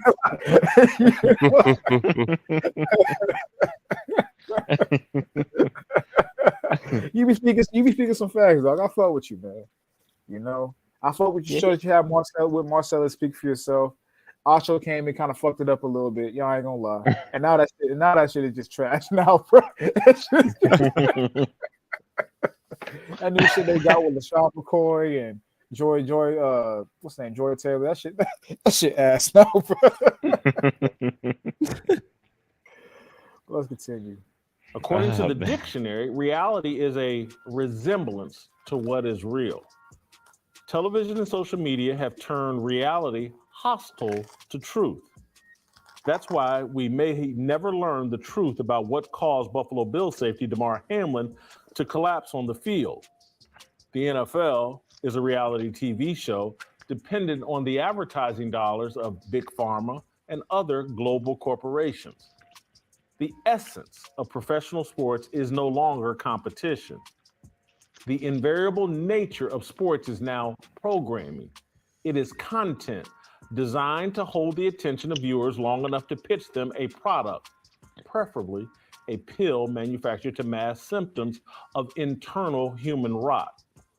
This is not new. What's new is the level to which programming concerns supersede and diminish the exploration of truth. Sunday afternoon, as CBS broadcasted Buffalo's play. So I wanted to show this right here because, as you can see, Damar Hamlin mixes in the two symbols, the two hand signs right here. I want to rewind that and show y'all again. True. I'm sure a lot of y'all have already seen Sunday this. afternoon, as CBS broadcast. So you see right here, he's throwing up. I believe this is him trying to throw up the heart right here, because I think he throws up this, then he throws up the mudra, and then he throws up the three-sided pyramid. But let's see though. Right. So I think this is him trying to make the heart right here, but he's slick with it. Because people recognize it from the because he's been throwing up the heart a lot. People, because all the pray for Damar shit, the love for Damar, love for three, all the shit that slogans that we're throwing out and whatnot. So that's kind of like his heart. People, that's kind of his symbol. People saying, "Oh, that's him," is the heart and all that. But he was slick with it. He throws up the heart and then throws up his real allegiances, right after that. Casted Buffalo's playoff loss. So of course he throws up the mudra right here, or the 666. Lost to the Cincinnati Bengals. The network trumpeted the fact that Damar Hamlin cheered on the Bills from a suite inside Highmark Stadium. On numerous occasions, cameras cut to Hamlin allegedly reacting to the action on the field. Then he throws up the pyramid. So yeah. Niggas making of course, he's making his allegiances known, and of course, CBS is, showing what they're alleging to be him, blurry, Can't see nothing. Can barely see what color the jacket is. Can barely see if he got a mask on or not, even though he does have a mask on.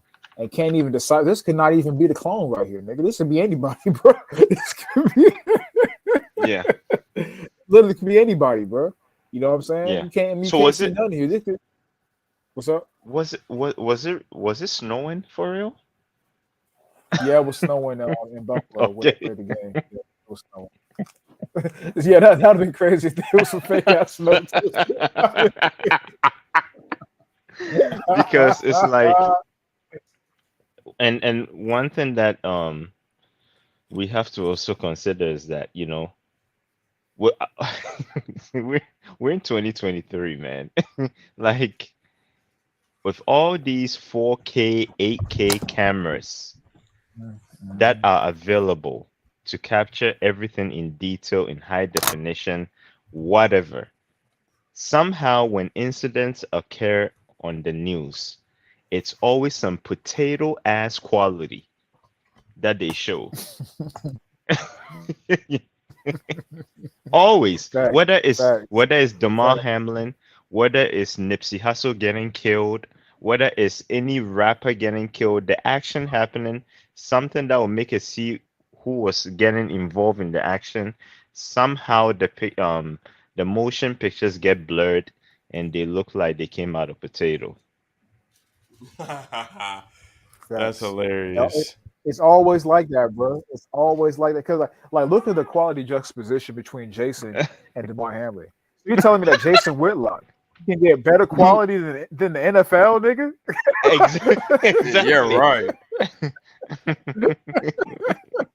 No. Ain't no diss to you, Jason. Ain't no diss to you. Ain't no dig at you, Jason. I'm just saying, bro. You telling me Jason Whitlock can get better quality film than the NFL? Come on, man. A Come on, man. pod, Every time they go. a podcast got What's up, more bro? a podcast these days got better camera quality than a divisional playoff game. Come on. Make it make Stop sense. it, man. And why was Damar Hamlin the only one that had a blurry box? Everybody else in the skybox when they showed niggas in the stands, when they showed the owner, every at the end of the game they always show, the whatever coach is up there in the box, the owner, the GM, all them other people up there and watching the game from the box. That wasn't blurry, but Damar Hamlin was. Yeah. Cap, bruh. Yep. Stop the You cap. know why? And Why also is that? yeah, and also love for 3 equals to 96, 42, 99, 36. God Oof, damn. oof. That's some serious 42 for gematria right nigga. there, bro. That's some serious gematria. Right there. Oh Mhm. yeah, exactly. That too. Yep. 42. And it's funny whenever you see a big time ritual involving a black celebrity, that 42 is always involved somewhere. Yeah. Yeah. And Chadwick Boseman. because love for by itself is 93, 39, 96, 33. Just as Damn. when we 96 God and damn. 33. yeah, and then 99 too. Damn. yeah, which takes us back to like the issue of Colin Kaepernick, true to 7, right? So that phrase Yep. true to equals to 99, 63, 36. So that shows that it's a very consistent theme that they go with these choice of words that they use. Yep. Definitely. Like you said, consistent cadence with these words and these phrases that match up with the gematria. It'll show you to show anyone who can really see what this really is, man. Exactly. What's really going on with these narratives and these storylines. But Jason's also bringing up some good points as well when it comes to just the mindset of corporate media, social media, and whatnot, and how that mindset permeates the masses of people, and it stops people from being able to see the truth, and people just get so blinded by the narrative. The narrative is shined so loud, the truth is really diminished by default because the narrative shines so loud. The narrative is blasted everywhere you see. CBS, fucking ESPN, Fox News, MSNBC, motherfucking Rumble, not Rumble, Outkick, Bleacher Report. I mean, every sports and media outlet, blast the narrative, but the truth has such a smaller voice in comparison, so it automatically gets diminished, to a certain extent. And then most people just gonna go along with the narrative because that voice is just so loud. So that stops people from being able to understand the truth in situations and all of that. So Jason definitely is making some good points right here with how TV, mainstream media, and social media work in conjunction to demolish and diminish the truth in a major way. So let's say even from a 2D aspect. Jason be on point when it comes to the shit he be talking about sometimes, bro. Now, some of the shit he be on, especially when it comes to that Christmas shit. Some of that shit can't rock with that shit, my brother. Can't rock with none of that, bro. But but some of the other shit, he be on point with it, bro. I use the word allegedly because the image of Hamlin was so fuzzy behind the glass and snow Somebody swagger that it could have easily been an actor wearing a hoodie and gator face mask. Earlier, footage of Hamlin entering the stadium clearly and this is another point right here as well we're trying to see. But like the nigga, you can't even see his face come into the stadium. Then he got his head down. They don't even give a good glimpse of him, and security is basically covering him all the time, bro. I watch this shit, man. His mom and little brother. This is him right here in the rare hoodie with the red and blue one, of course. This is him. An elevator. Can't see his face. Got the fucking motherfucking ski mask on and shit. Hoodie on. Can't even tell the nigga is this. Like I said, this could not even be the motherfucking clone, nigga. This could just be some random nigga, bro. Nigga, that's Fetty Wap. Nigga, that's Fetty Wap, cuz. Oh man. Bro, someone been watching that Conscious X, nigga.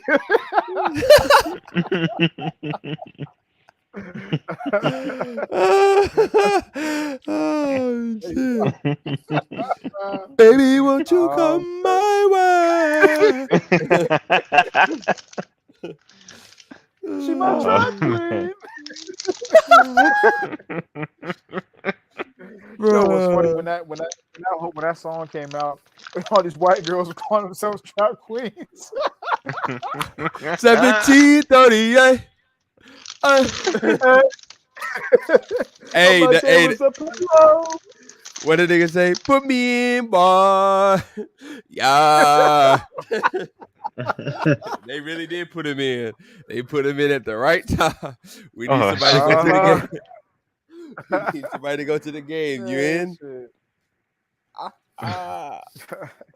All these white hoes. She my trap queen. Like, they don't even know what the fuck you talking about. Bro. Like, you don't even know what the fuck you talking about, bro. I run in your house and I fuck your hoe. Oh man. It's not a funny one, man. That nigga had a run to 2015, didn't he? Man, that nigga had a major run, nigga. That nigga, honestly, man. Yeah, that nigga, I ain't gonna say he was at the top of the rap game, but like he was up there in the rap game that year. But that nigga, like he had like a 8-month period where he had that shit on lock, nigga. Ain't no cap, bro. That remix to that Yam song, that shit fire, bro. Sounds like this nigga with Charlie Wilson and shit. Bro, for sure. Hell no, this nigga with Charlie Wilson and shit trying to compete on the vocals. Ain't that a bitch? Man, nigga had the shit on lock, bro, for sure.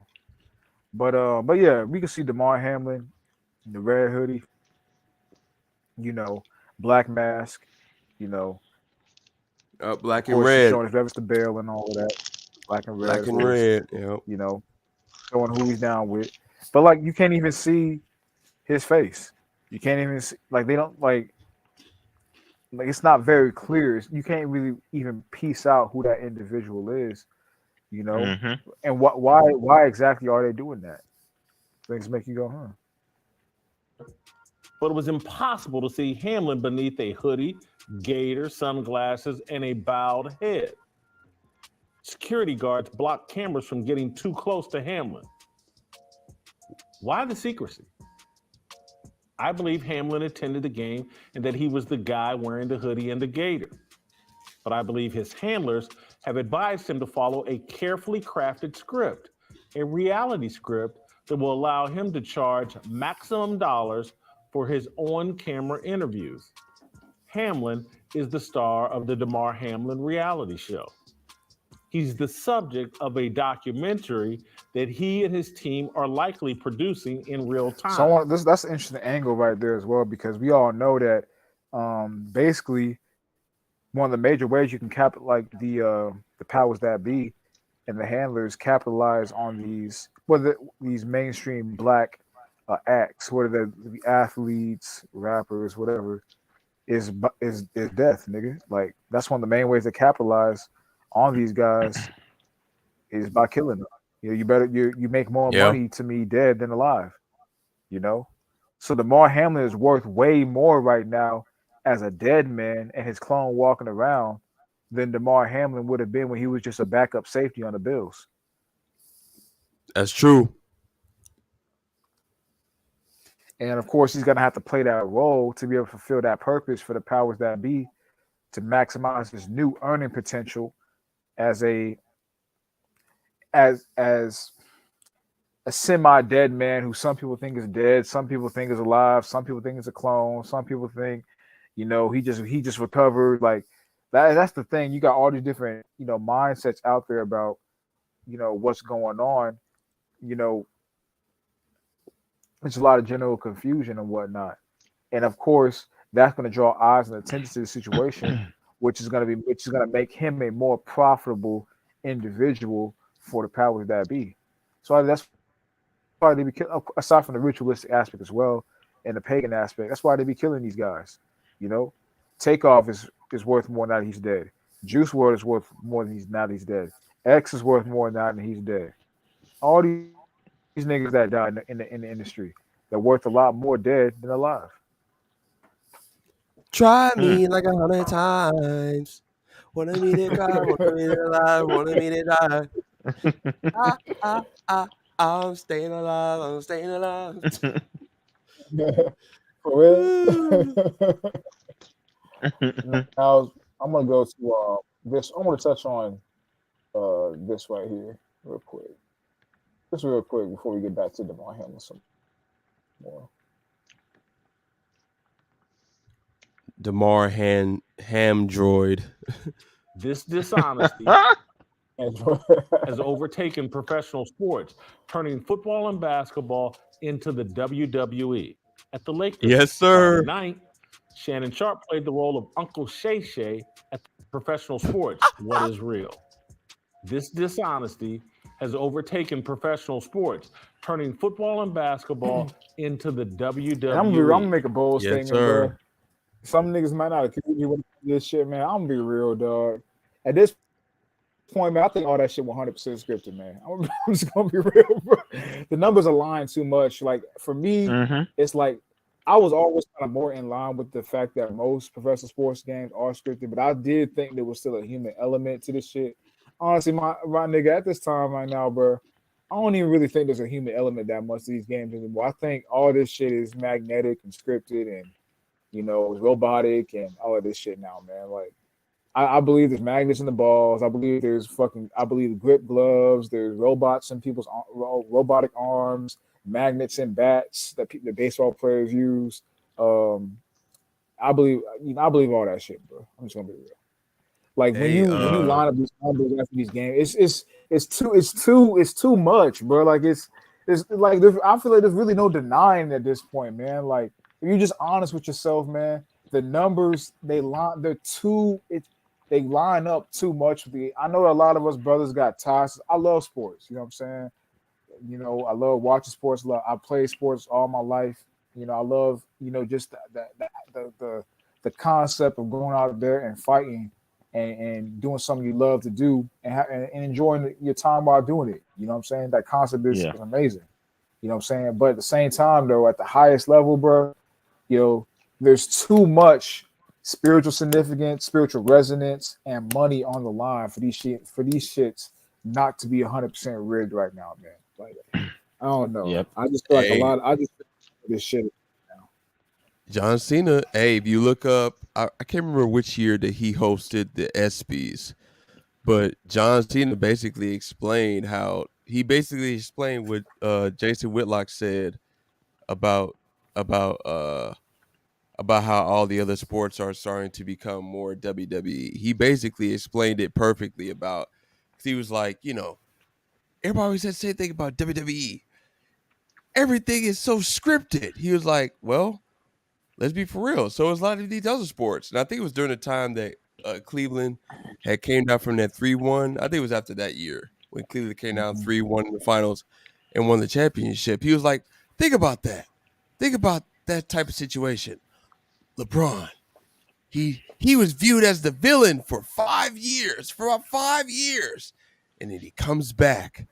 He comes back to Cleveland as the hero, down 3-1, gets them the championship. Now he's beloved all over again. Doesn't that sound like a great WWE story? Don't we do these type of stories all the time? And he's right.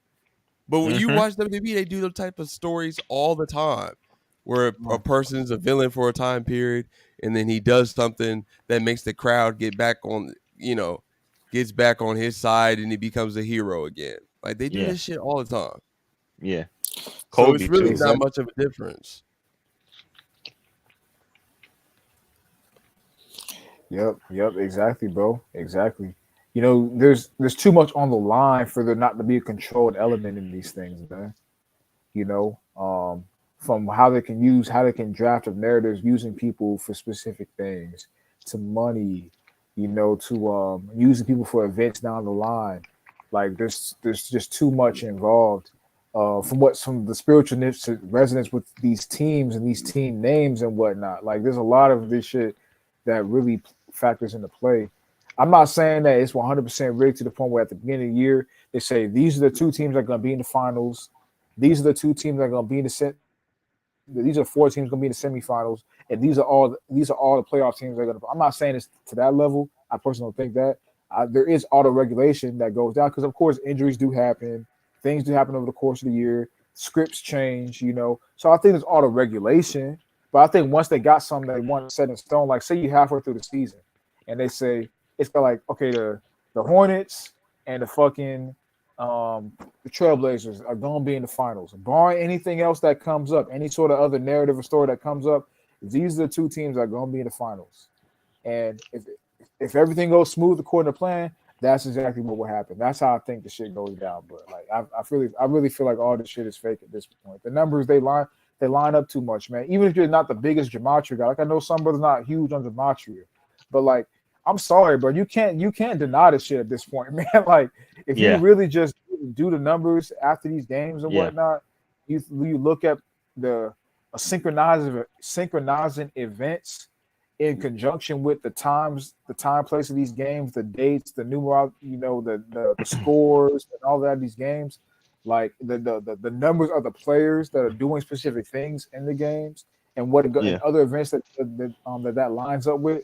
But there's really no denying it at this point. Right. It's really not. You're just choosing to be stupid proudly, bro. That's really all that is. Just Exactly, like Kenton bro. said, you're choosing to be a spiritual dumbass. Wise words from the brother Ghetto Genius, man. Facts, man. You choosing that at this point, bro. You really choosing it, man. But let's see what Jason Whitlock got to say about the brother O'Shea real quick. O'Shea. Friday night, Shannon Sharp played the role of Uncle Shay Shay at the Lakers game. The co-host of a televised sports talk show The Hall of Fame NFL legend pretends to be a LeBron James groupie opposite his co-host Skip Bayless, a LeBron critic. Uncle Shay Shay picked a fight with members of the Memphis Grizzlies, briefly halting the game. Security escorted Uncle Shay Shay from his courtside seats.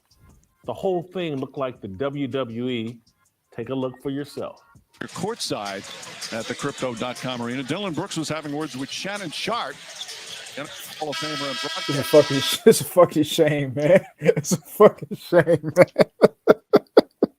Nigga, 50 years old, bro. Nigga, how old that nigga Shannon? That nigga Shannon got about 55 now, bro. He's like, yeah, something like that. Like 50, he gotta be mid. 54. He gotta be mid 50s at this point, man. Anywhere from 54 to 56 at this point, bro. And this nigga is at a Lakers game, telling niggas to step to him, bro. Yelling at niggas on the court. You too little. You can't guard LeBron. Fuck you. Fuck me. Fuck you. Why don't you go to my face and say fuck me? Damn shame, bro. Skip. It's an embarrassment, nigga. Skip. I'll wear his ass out. They want no problem, Skip. They want no problem, Skip. Them boys too little. And they don't know what I had to tell him with Steven Adams. They don't know what I had to tell him. And Shannon will be the same nigga that coming on First Take on Monday talking about how the white man need to treat us better.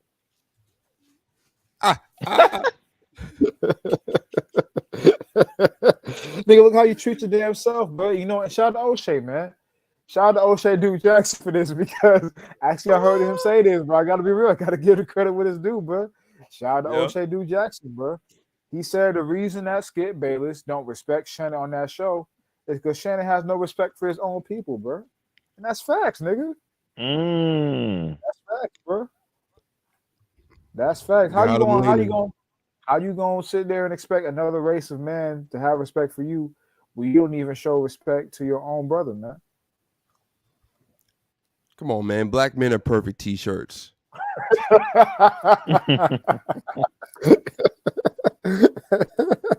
Back at it again. But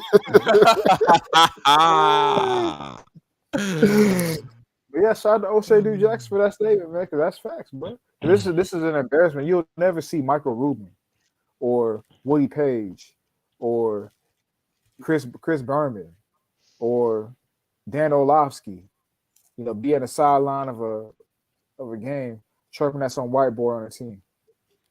But we do it. And look at the disgust on Jason's face, bro.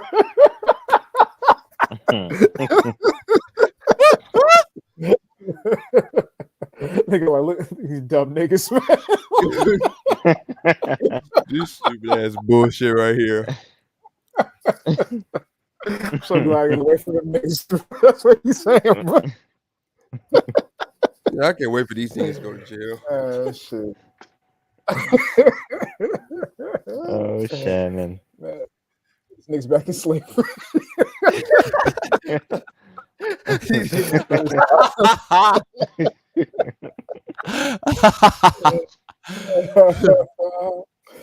Man.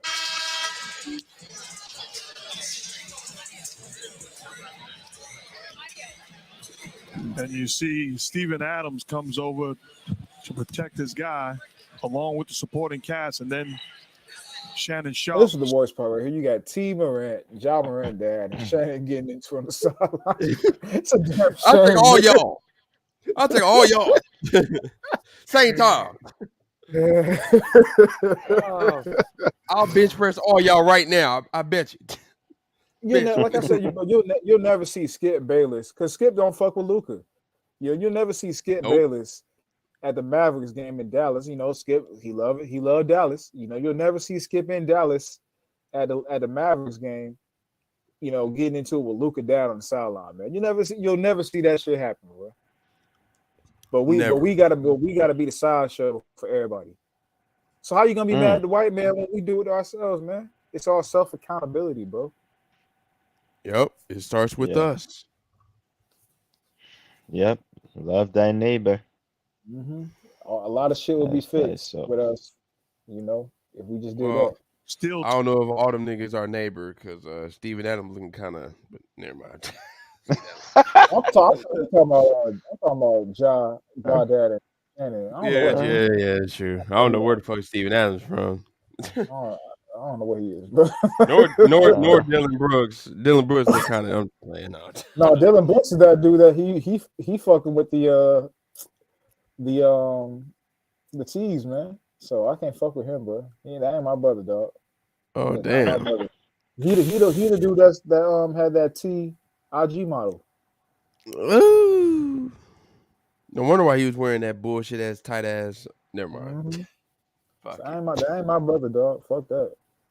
Fuck it. Hashtag not my And T. brother. Morant, John Morant's dad comes over, had an opportunity to talk to T. Morant, and he said, my blood Hashtag pressure in the didn't go up flesh, a not bit. the spirit. Nothing but love and respect for Shannon Sharp. It's a bunch of guys talking a bunch of trash. Recordings just got better. Hey, it's Dana from StreamYard. I'm so excited to announce. Shut up, bitch. Sharp and his crochet sweater returned in the third quarter. He reconciled with the father of Memphis star Ja Morant. Sharp bragged to an ESPN reporter, Dave McKinnon. This nigga 50 plus years old, bro.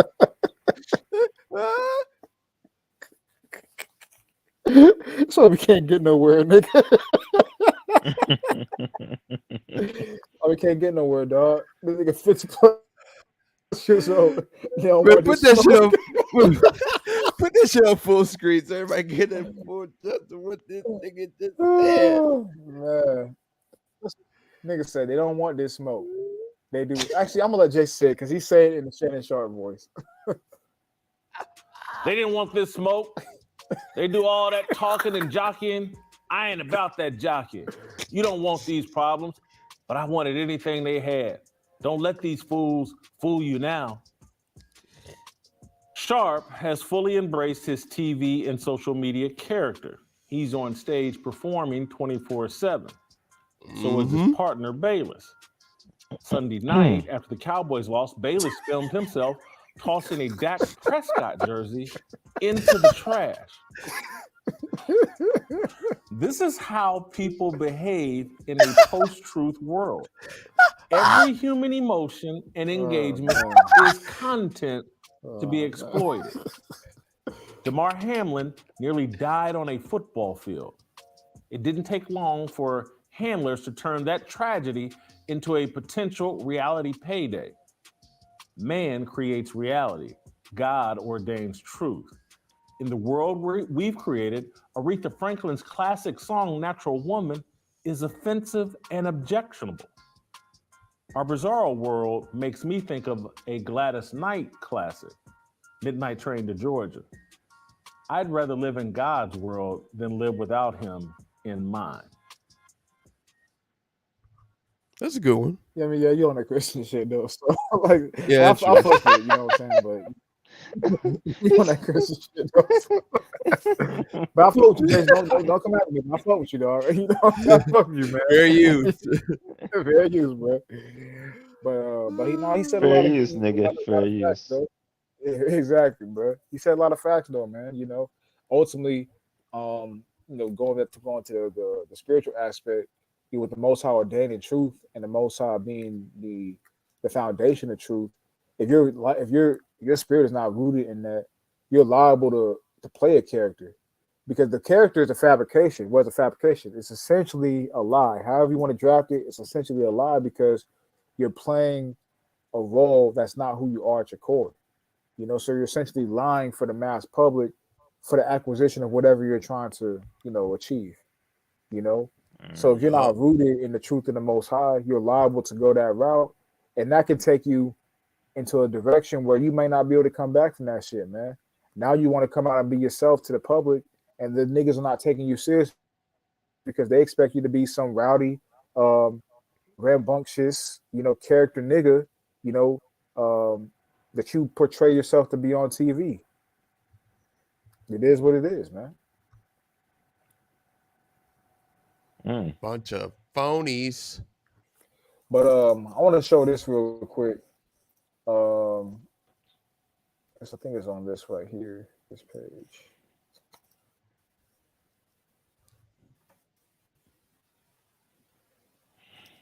No, it's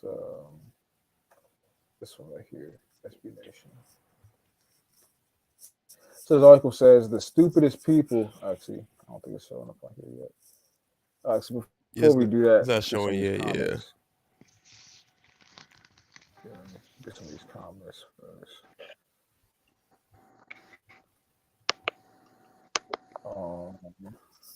Randy said, "Oh, Yonde." Yonde said his mom face gave me the feeling that this dude either deleted or in a coma.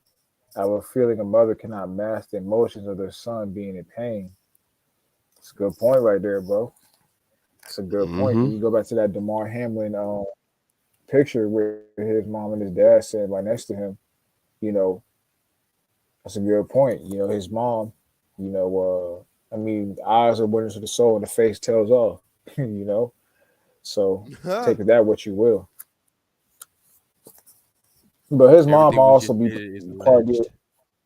It's alleged, yeah, it's alleged. But his mom might also be part of the agenda as well. So, you know, I don't put nothing past these parents. 'Cause a lot of these parents be sacrificing their children. So, you know, look at fucking Trayvon Martin and that chick that just died. That got to sacrifice Chanquilla Robinson, the chick that died in Mexico. Those parents were in on that shit. When he said, "Who puts their thumb on their chin with a mask on?" Come on, bro. Facts, man. Like a lot of these poses these people be making, they're not like you don't naturally do that shit. You don't naturally do that you know that inverted pyramid that Andrew Tate be doing. You don't. That's not a natural pose, man.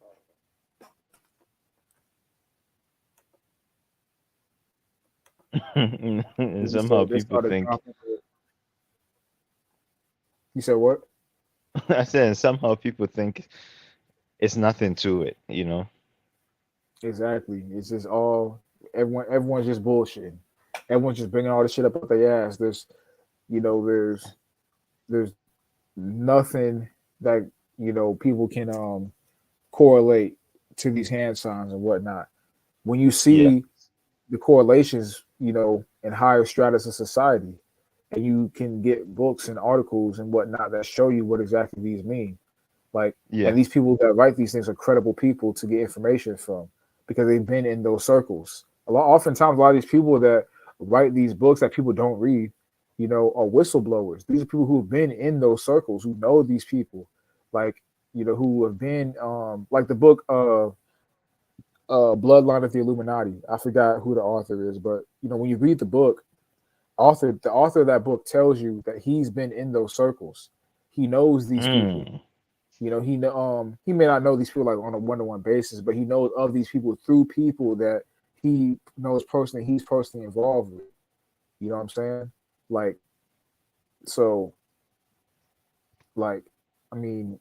You read Thanks for the Memories and The Transformation of America. These are real account stories of people who survived the MK Ultra program, man.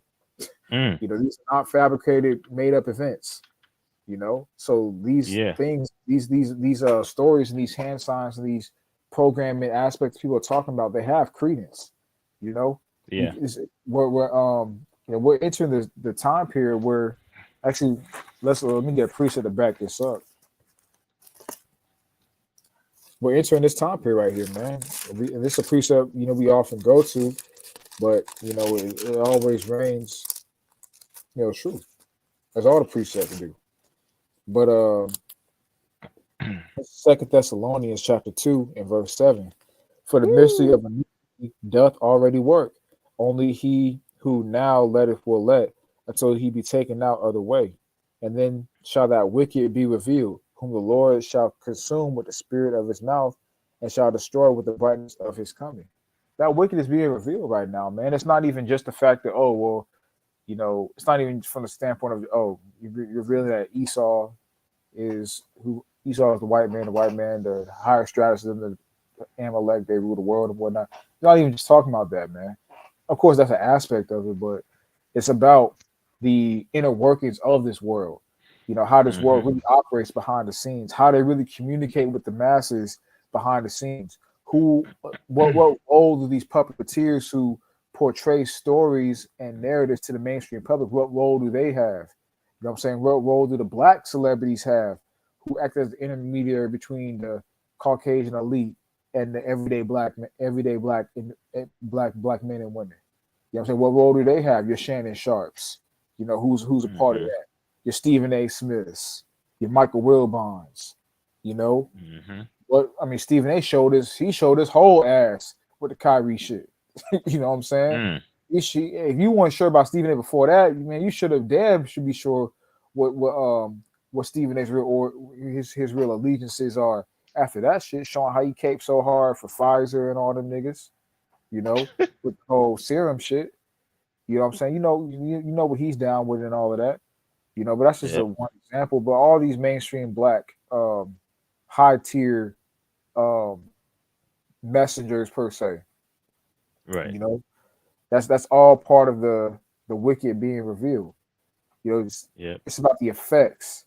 You know, how do certain messages, narrative storylines, how do they affect the everyday masses, and how do those effects shape and form the mindset that they want people to have going into the NWO society world that this world is headed into. That's what Mm. that's other aspects of that wicked being revealed, you know, how and understanding that. And some people are waking up and seeing, you know, okay, there's there's something going on here. You know, maybe everything I was taught is not 100% accurate. Maybe Yeah. there's more beneath the surface than what is shown to me. Maybe I Right. need to take into account, see how I mean, like for example, how they communicate with us. Damar Hamlin is right here, is communicating with us who he's down with and what this or this Damar Hamlin clone is communicating with us, showing us who he's down with and what his real agenda is at hand, showing you Right. what his purpose is, showing you what this whole storyline was about through this one symbol right here. The scriptures even tell you they speak with their hands and their fingers. Yep. That's even in the Khan. scripture. I think it's Khan. Proverbs, the 6th chapter right there. Khan. I actually have it open right now. Oh, that's the spirit, man. Let's get it Yeah. right there. So let me get it. So let me start from this precept from 1 John 4:1, just to top off from what you started from 2 Thessalonians. So 1 John 4:1 says, "Beloved, believe it not every spirit, but try the spirits whether they are of the Most High, because many false prophets are gone out into the world." And how do we understand that these people are false prophets? By how they teach and how their actions, their fruits, and this is how we know. So in Proverbs chapter 6 verse 12, and this is how the word of the Lord tells us: "A naughty person is a wicked man, walketh with a froward mouth. He winketh with his eyes, he speaketh with his feet, he teacheth with his fingers. Frowardness is in his heart, he deviseth mischief continually, he soweth discord." And when it talks about he deviseth mischief, that is in reference to what the god of this world is, which is Saturn, right? He's the god of mischief. He's the god of chaos, and god of chaos and discord. And that is what the spirit that rules this world today. And when we test the spirits, that's how we see how these people are about. That they are of the left hand part and not of righteousness. And that's how we can tell between the clean from the unclean.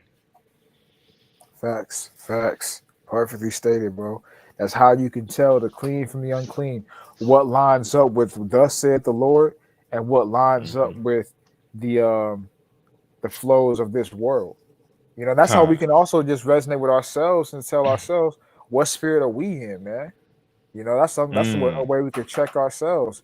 You know, it's funny. I heard a nigga on YouTube say one time, you know, it's kind of a side point, but it kind of lines up a little bit. He said, sometimes if you got too many black women that's that's checking for him, basically he got to check himself. Like, damn, what kind of energy am I putting out there, man?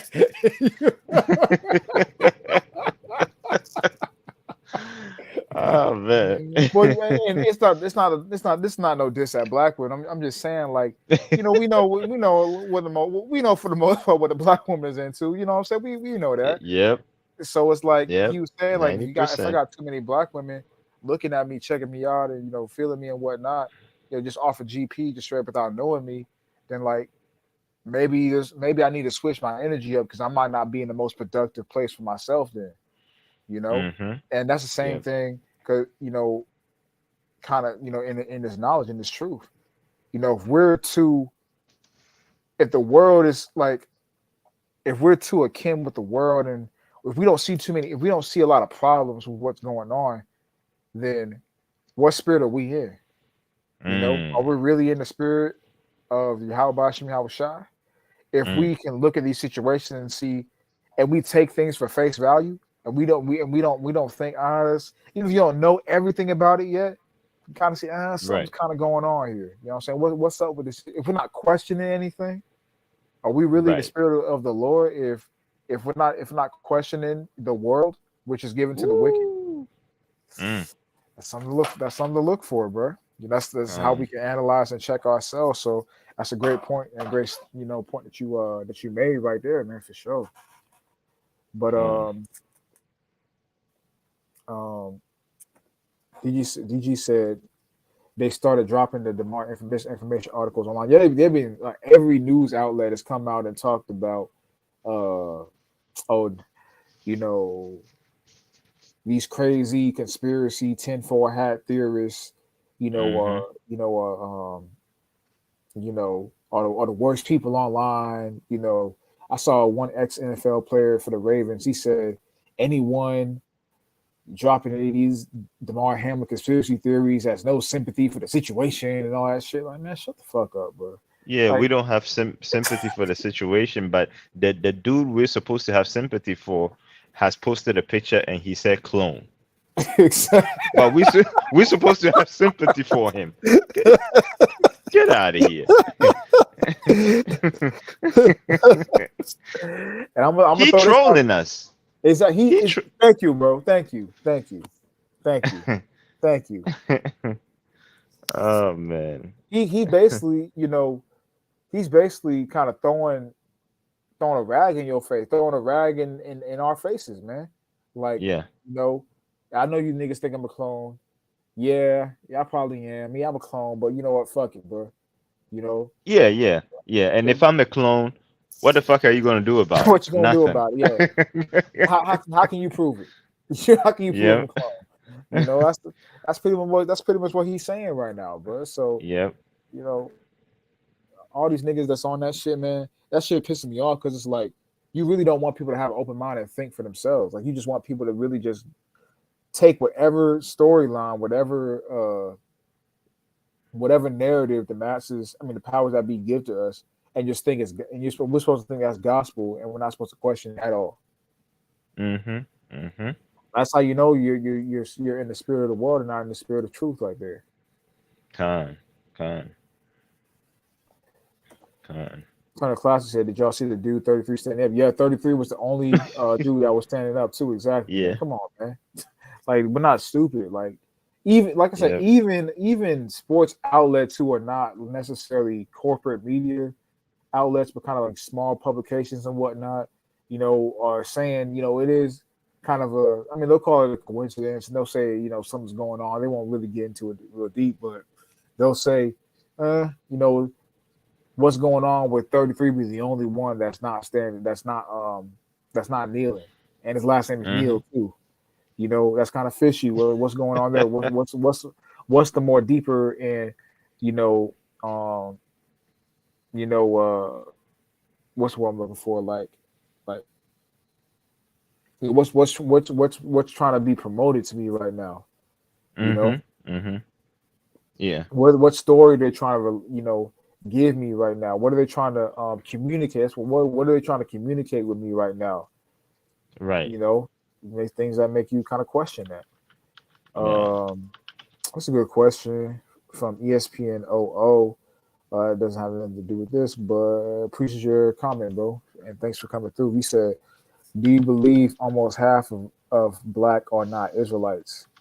Well, you got, anything. Well, that's an interesting question because black in this world is just people who have a darker skin tone. That's pretty much what black is in this world.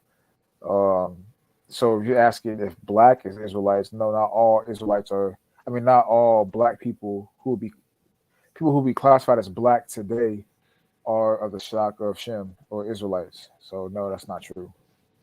Lisa, but you said do you believe almost half of black are not Israelites? I mean, yeah, probably because you got black people around the world who I don't know the exact numbers, but you got black people around the world who will be classified as black but are not Israelites. I mean, it's probably more than half of people who are classified as black are not Israelites. You got Mm-hmm. people in sub-Saharan Africa. You got people in Asia who are black. You got native Pacific Islanders who will be classified as black. You got Indians who will be classified as black. You know, so yeah, it's probably more than half people who are classified as black who are not Israelites. Yep.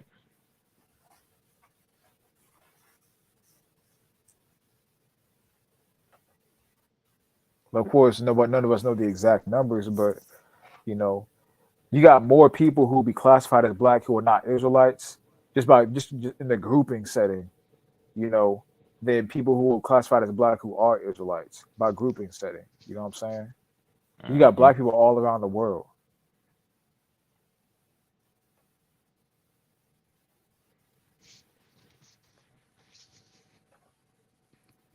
And if we're gonna be real too, the only group of people who really can't be classified as black at all, you know, is probably the white man and some East Asians. Amongst all other groups of people, you can find quote unquote black people. Mm-hmm. Yours truly said, what it's really looking like at the end of the day is Burrow is getting his ring. Hey man, we're gonna see, man. I think since my homeboy took that dive last year, you know, they might let him have it this year. You know, he did him a favor last year, took that dive, so I think my homeboy gonna get him in the AFC Championship. But we gonna see though.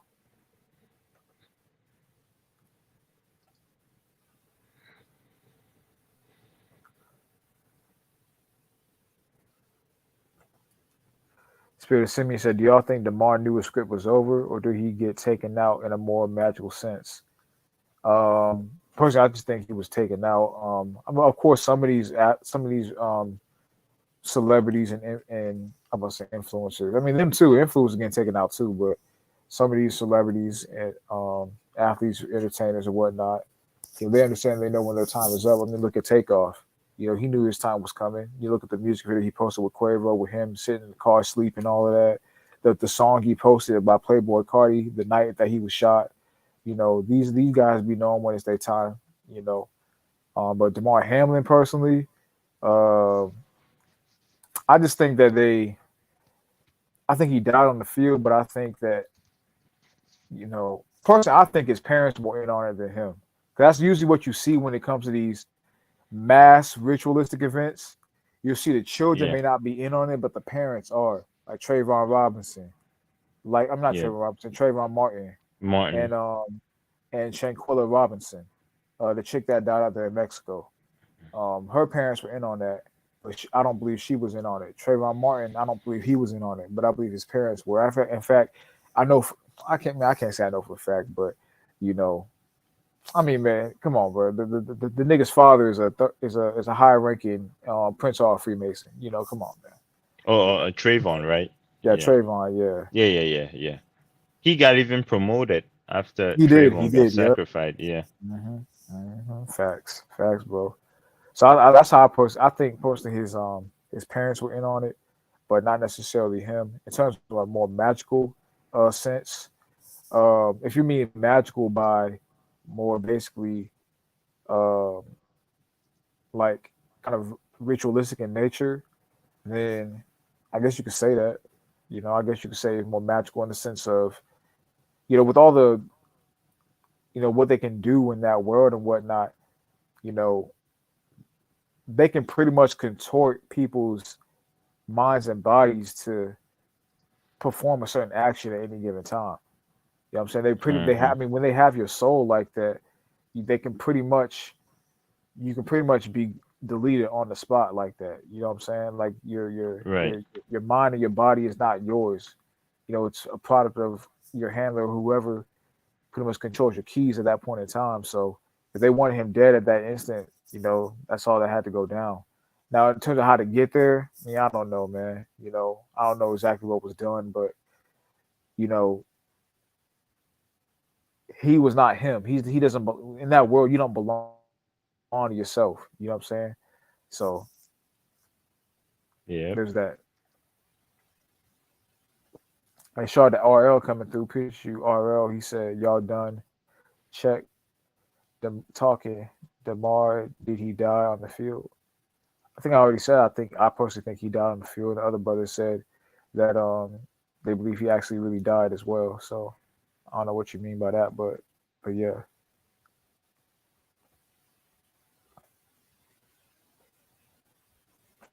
Hey, shout out brother C in the building. Shout out to C coming through in the building. Appreciate you coming through in that chat once again, my brother C. He said Shalom Mox. Hey, Shalom to you, bro. Appreciate you coming through. Once again, my brother. My brother from up there, my brother from up north right there. The real NORTH.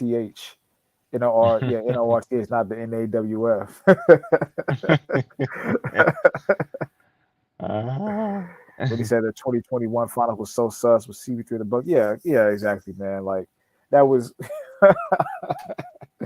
after that commercial, you could pretty much see, you know, what was gonna go down in the finals that year, man. Like, I mean, I like I'm sure a lot of you brothers, you know, you got your sports that you like and you enjoy, but you know, especially in American sports, with the main American sports, there's so much on the line with the outcomes of these games, man. You know, it's getting to the point where they're so contrived to the point where like the human element is almost non-existent. They pretty much are actors going through the motions at this point. Like when you be seeing Steph Curry hit them threes, he not even looking and shit. Like, man, there's magnets in them balls, nigga. Like, I'm sorry, bro. Nigga not even looking, just throwing the ball up and it goes in. Come on, man. Come on. Come on, I'm sorry, but there's magnets in the shits, man. Oh man. But yeah, but when he said them clutch sports checks must be heavy, sell out exactly, man. You know, Shannon's one of the biggest coons on mainstream media, bro. Nigga show up the first take with a blackened mouth in his mouth, Henny in the other hand and shit, making us look like a bunch of damn fools, bro. I hate niggas like that, man. I hate niggas like that, man. Like, I fucking hate niggas like that, bro. Like, you on TV talking about how the white man need to do this for you, white man need to do this for us, the white man need to think about, you need to have this conversation with us. Niggas always talking about that conversation. White men need to have this conversation with us. But you showed the motherfucker first. You don't see Skip doing all that shit. You know what I'm saying? You showed the first day with a blackened mind in your mouth. And Henny in the other hand, like you didn't just make $20 million in the NFL, nigga. Like stop it, bro. Trying to be some hood nigga. Let's stop it, man. Oh man. You didn't see Shannon do none of that shit on NFL Network. You didn't see Shannon was a workout warrior, man. You didn't see nothing do none of that shit in the NFL, bro. Man, these niggas, man. Worst kind of niggas, man. But I want to show this clip real quick, then we'll be out.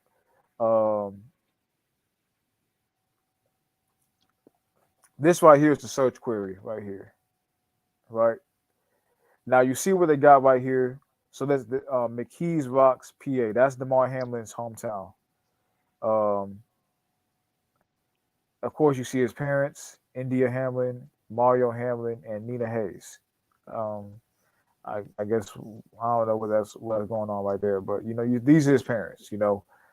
And you see right here it says data source, Pennsylvania Public Records Database. Now that has changed in the recent days. This is what it used to be. Let's play this clip right here. Because this is what it was right here a couple days ago before they switched it.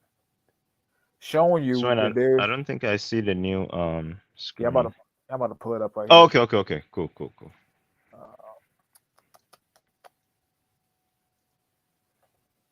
Let me see.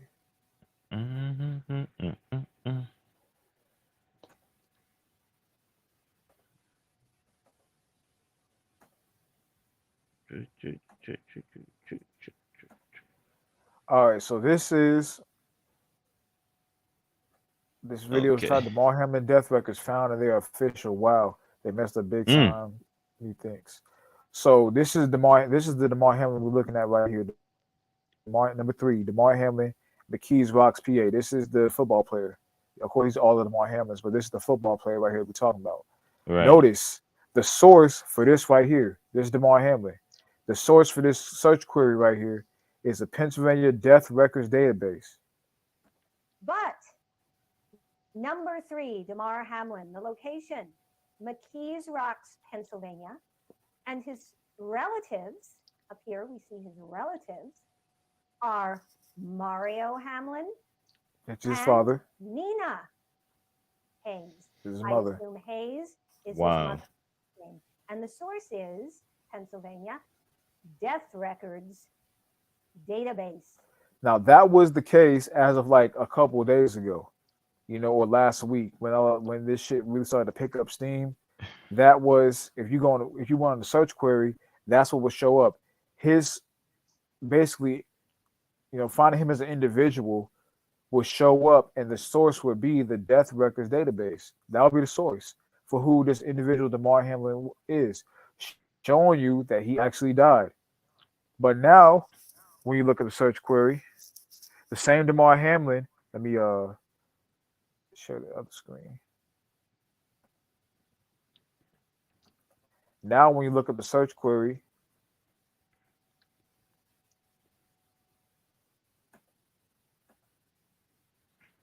Yeah, that shit was crazy.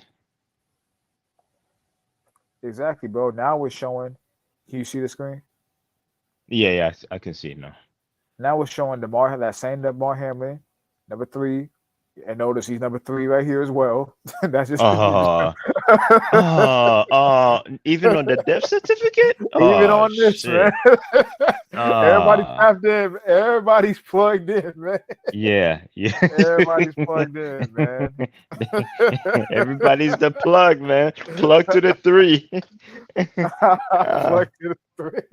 Oh man, this It's, is comical at this point. It's like they Right. trolling the masses now, but now they're They changed trolling. Pennsylvania Public Records database. They literally changed the shit, man. The nigga died, Wow. man. The nigga died, bro. He Yeah, died, he's dog. dead. He's dead. The nigga died, bro. Yeah. Like, I'm sorry. I don't know what to tell niggas. The nigga died. I'm not talking y'all, but I know a lot of y'all, all y'all brothers who are on this channel are aware of what's going on. I'm just saying in general, for anyone that's watching this, Yeah. Yeah. the nigga died, man. I mean, why else would they change the search query once this started to pick up steam? Because what happened was people were looking this up and seeing that, because when they started to show his face openly, people were like, what's that? I mean, they're not really like, when they started to show the body openly, when he started to make public appearances, people were like, why can't we see his face? What's going on with Damar Hamlin? Then he posted the clone shit. That people looked this information up. And at first, when they looked it up, like this individual right here, this lady that's talking, it showed Pennsylvania Death Records database for the source of who that Damar Hamlin was. But now they changed it once people started to catch on steam to that. So now it just shows Pennsylvania Public Records database. But the nigga died, man. Yeah. He gone. He gone. Yeah. Because even when you go to Damar Hamlin's page, like I was checking out some of the comments, and then some of the people, they're like, one comment was like, he said in the likes of like, oh, Damar, we are really worried about you, but I'm starting to believe these conspiracy theories. What is really going on? Why can't you just say a thank you to us? I mean, like, so it's like, even though they probably still, they still don't know what the hell is going on, but the Most High is like putting spirit on people to actually start to question certain people, to start questioning things. Exactly. Yeah, I mean, we're in the age right now, of course, we're in the information age, but we're in the age where, you know, it's a great awakening right now because we're exiting the time period of, you know, grace per se, mercy, however you want to say that, and we're entering Right. judgment. You know, that's the time period we're Mm-hmm. entering right now. Where, you know, of course, with the new world that's headed into or whatnot, however long this stuff takes, you know, whenever this happens, you know, eventually it will be here. You know, Yeah. and that's gonna be the time period where things are just gonna start going, and the Most High just gonna start judging. So right Yep. now, He's allowing people to see this world for what it is right now. If you can just humble yourself and Yep. listen. Yep. So he's getting ready for us to, for people to make the decision on which path they want to go, and then Exactly, after that he seals your fate from there. exactly. That's definitely what's going on right now, man. And he uses these events right here to wake people up. You know, Mm-hmm. to wake people up because I always frame it like this, like you're not gonna go from just living your life in the world one day to be the hardest hardcore Israelite the next day. You know what I'm saying? It's not gonna be the case. You know, it's a process of time. It takes time. You know, It takes you gotta time. you gotta get that milk. For Scripture said, you got to be weaned from the breast. You know, you got to get Yeah. that milk. You got that's the found. You gotta get your foundation set in stone. You're gonna make mistakes. You're gonna fuck up. You know, it's gonna happen, man. You know, Yeah. we brothers who are solid in this, we still mess up. You know what I'm saying? We still We fuck up. still We still mess up. We still learning. exactly. It's always a learning process, always a growing process. But at first, you got to get that milk in, and, you know, just Mm-hmm. get rooted up in the foundation, and that process takes time. But the events like this help brothers start to see this world for what it is, and that leads you into the path of the truth. I think I heard Freeport Exactly. say this one time. Shout out to Freeport, but I heard him say this one time. We were saying a lot of brothers they come into the right hand understanding by knowing what the left hand path is first, because obviously if there's a left, there's got to be if there's a wicked side to all that's going on, there's got to be a This righteous side as well. the righteous side. You know, and that's how brothers start to realize they're Israelites and start following the laws and believing Yahweh Shai, start reading the Bible and you know, and all of that, man. So you Exactly. know, just get more information, and then brothers start edifying other brothers. You know, just each one teach one type shit. You Each know, one and teach one. it builds the nation in preparation for Yahweh Shai's return and for us being establishing the kingdom on earth. So you know, you know, I think we provided, you know, substantial evidence that, you know, Gone. Gone. Damar Hamlin, as we knew him before, that nigga gone, bro. That nigga gone. Like Swins always says, man, that nigga wrong, man. that nigga gone.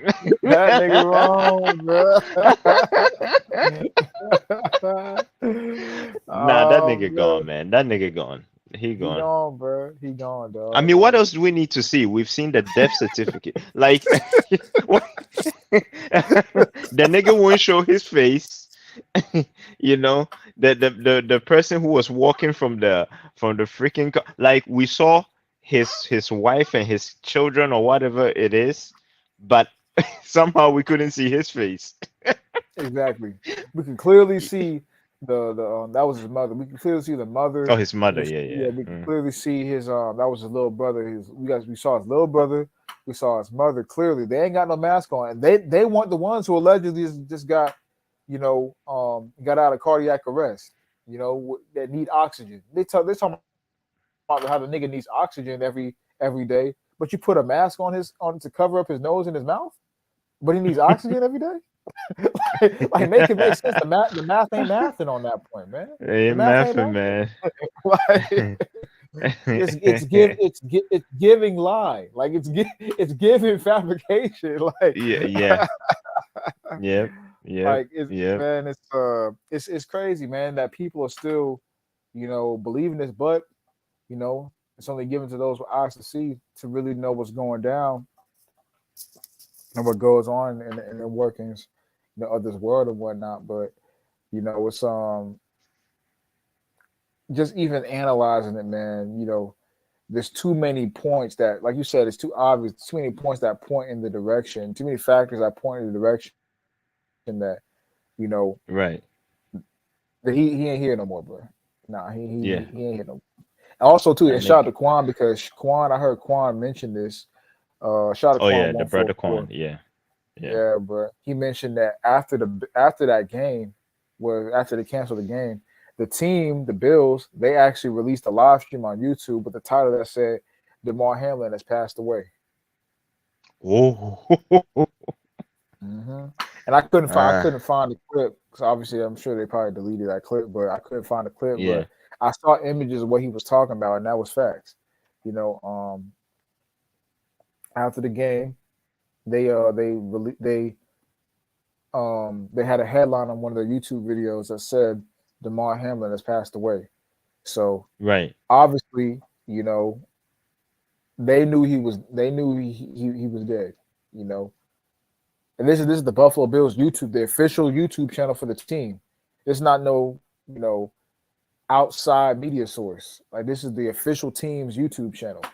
So of Mm-hmm. course, the things that they're gonna post on that page have to be validated by the team, by the owners, by people, or not maybe not the owner, but by the people who run the social media for that team. And they, of course, they get the information fact checked by people heavily involved with the inner workings of the team. So Mm. they obviously someone had to inform them that he was done, bro. He was passed on to the spiritual realm, man.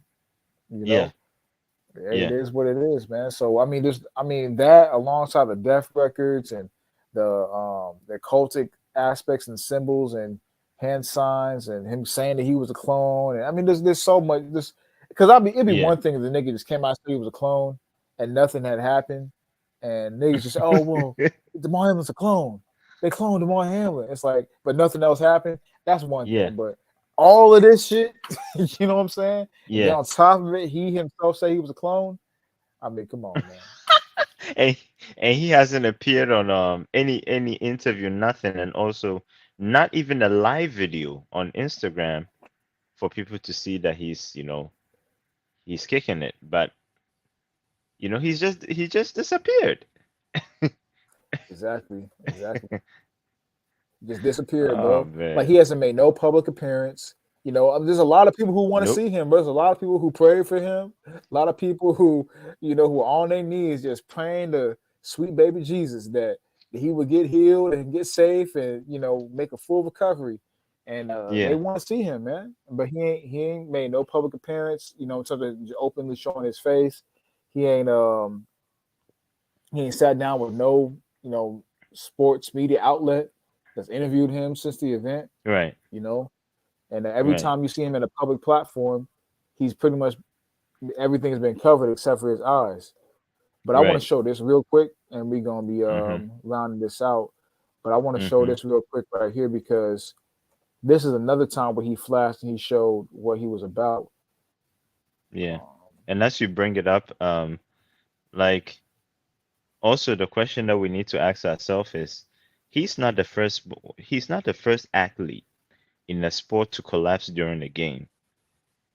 There are tons of videos on the internet where I've watched Major League Soccer, where people collapse on the field and die. But like nobody goes and hovers around them and then kneels down and do all this shit that they did with this guy. So that's something that shows that there's something more than what meets the eye when it comes to this situation. And then after that, you get a cardiac arrest. Now you are okay. And then now all of a sudden you have all these bodyguards around you. It's not like somebody wanted to kill you. Yep, Nigga, you exactly, just bro. collapsed. You just collapsed and um on a surface, perspective, by God's mercy, you're still alive. Yeah, right. That is if that is the narrative they want us to believe. Now you're still alive. Nigga, come and say thank you and then disappear. I mean, go play your game. Continue your game. Nobody cares. But you have become like a whole, as if like you're part of the world, the big world economical issues or whatever. Like, I mean, come on. That's how you know that this is more than what meets the eye. It's a ritual. That's facts, bro. That's facts. It's like you said, the things that people require from him, or people, the things that people want him to do, are very simple. They're not difficult. They're not hard. But there's a reason why he's not coming out doing things right now. Going back to, there's a reason why they all hovered around him and they all kneeled down, and you saw the numbers and the symbolism with the Masonic numbers and all that kind of stuff. Mm-hmm. Of course, knowing what they represent. Then with the one dude standing, and all of that. Versus, like, we use the phrase "niggas die every day" when some shit happens, but same thing with these athletes. Athletes collapse every day. Athletes, you know, get injured surrounding the field of play every day, and but Exactly. not like you said, but nothing happens. There's not Exactly. there's not a big media storm surrounding it. You know what I'm saying? Yeah. But Yeah. with this one right here, We even have niggas who their fathers died and they never even posted love for dad. But they exactly, they exactly. want to post love for three. Get the fuck out of here. Love, not even love for Damar's, love for Love three, for three. and then Damar. Love for Satan. Yep. Exactly. I want to show this last clip. I think something TikTok right here, but that's not this one right here. Something else. Yeah. I thought it was this one right here. The stupidest people are spreading. Let's Oh man. see.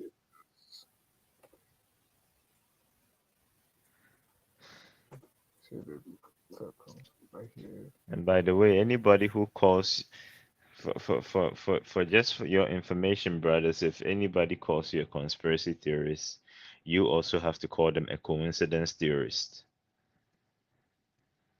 Facts, Because to bro. them, everything Facts. is a coincidence. Yeah. Nothing has any backing. Everything is a coincidence. Things just happen all the time, and there's no reason Mm-hmm. behind it. It just is what it is. It just Yeah, happened. right. Yeah.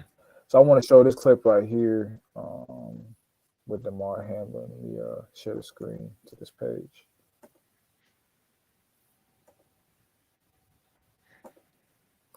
Once again, Damar Hamlin showing you what he's about. And once again, you can't see his face. Say what's up, y'all. Because they use this. Mm. They use this to show you. Oh well, Damar showed his face when he got on with Miles Sanders, man. He got on FaceTime, man. You can't see this Yep. nigga face. You can't. Yep. But you can definitely see something else though. Yep. You can definitely see that mudra. You can definitely see that. Turn the mudra. Mm-hmm. Showing you what it is. Yeah, 3 ski. Mm-hmm. Flashing it, showing you what he about, man. Just bold with it too. Yep. And the one thing about the mudra symbol is that when somebody throws the mudra, also we have to pay attention to the symmetry of the shape of the hand, right? So the what do you call it? The thumb and the finger just bending on the thumb, Mm-hmm. and the hands raising up is the symbol of the 6, but you also have 3 fingers standing up. That gives you the dynamic of 3 6 6 3 6 3 6. Mm-hmm. So that's why 36, the number 36, is a very pivotal number for the number 666. Yep. So Facts. it's still to also, you see, that is why Satan's job is to confuse you into thinking that everything is a coincidence, because he's thrown the 6, but he has 3 fingers up.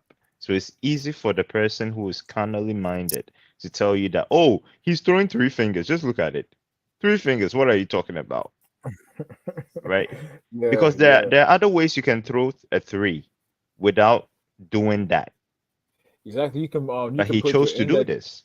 You can put your pinky and your thumb together, and that makes 3 as well. You know?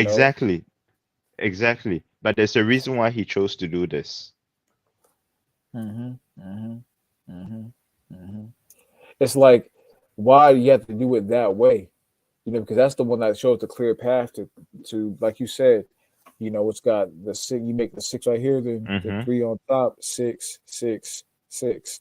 You Right, know, right, right, like right. when you look at when you look at Drake's album cover for "If You Reading This Is Too Late," the sixes on the album cover that are kind of merged into the letters on the Oh, album cover. yeah. Uh-huh. That's They're true.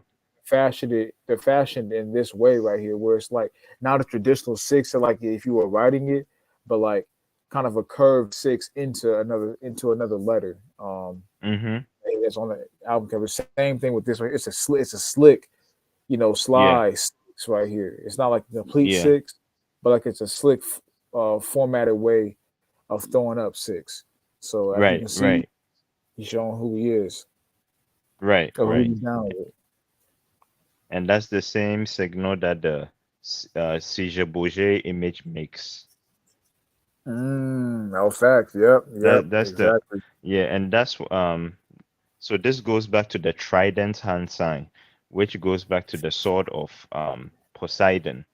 So that whole three thing going back to the the Trinity. So Exactly. It all goes, you know, in that Trinity, all going all the way back to antiquity with, you know, Tammuz, Nimrod, and Semiramis. Tammuz, yes sir, yes All the sir. way back to that ancient world, man. You're showing you what this world really is about, man. It's just Nothing new under a the sun. modern day, Hmm. exactly, modern day incarnation of that world, and them trying to basically fulfill that great work that was started with Nimrod. Khan. You know, ultimately, that's what it is they're trying to do, man. Yeah. But yeah, man, we go ahead and end this out right here. I mean, hey, man, All these praises. all praises, man. These individuals, you know, ultimately they show who they are, you know, and you know, all praise to Yahweh Bashim. I was shy of having the true eyes to see the All deeper aspects praises. of this world. Exactly, the deeper aspects of this world. Um, you know, the inner workings, kind of behind the scene, behind the veil, behind the wall that's casted by mainstream media. Being able to decipher things, read between the lines, notice the signs of the symbols, and notice how the wicked are trying to communicate with us. All praise to how Bashmi, I was shocked for being able to see these things and you know, um, just having that wisdom to be able to, you know, decipher truth from lies. So, any closing statements you got, brother? Yes.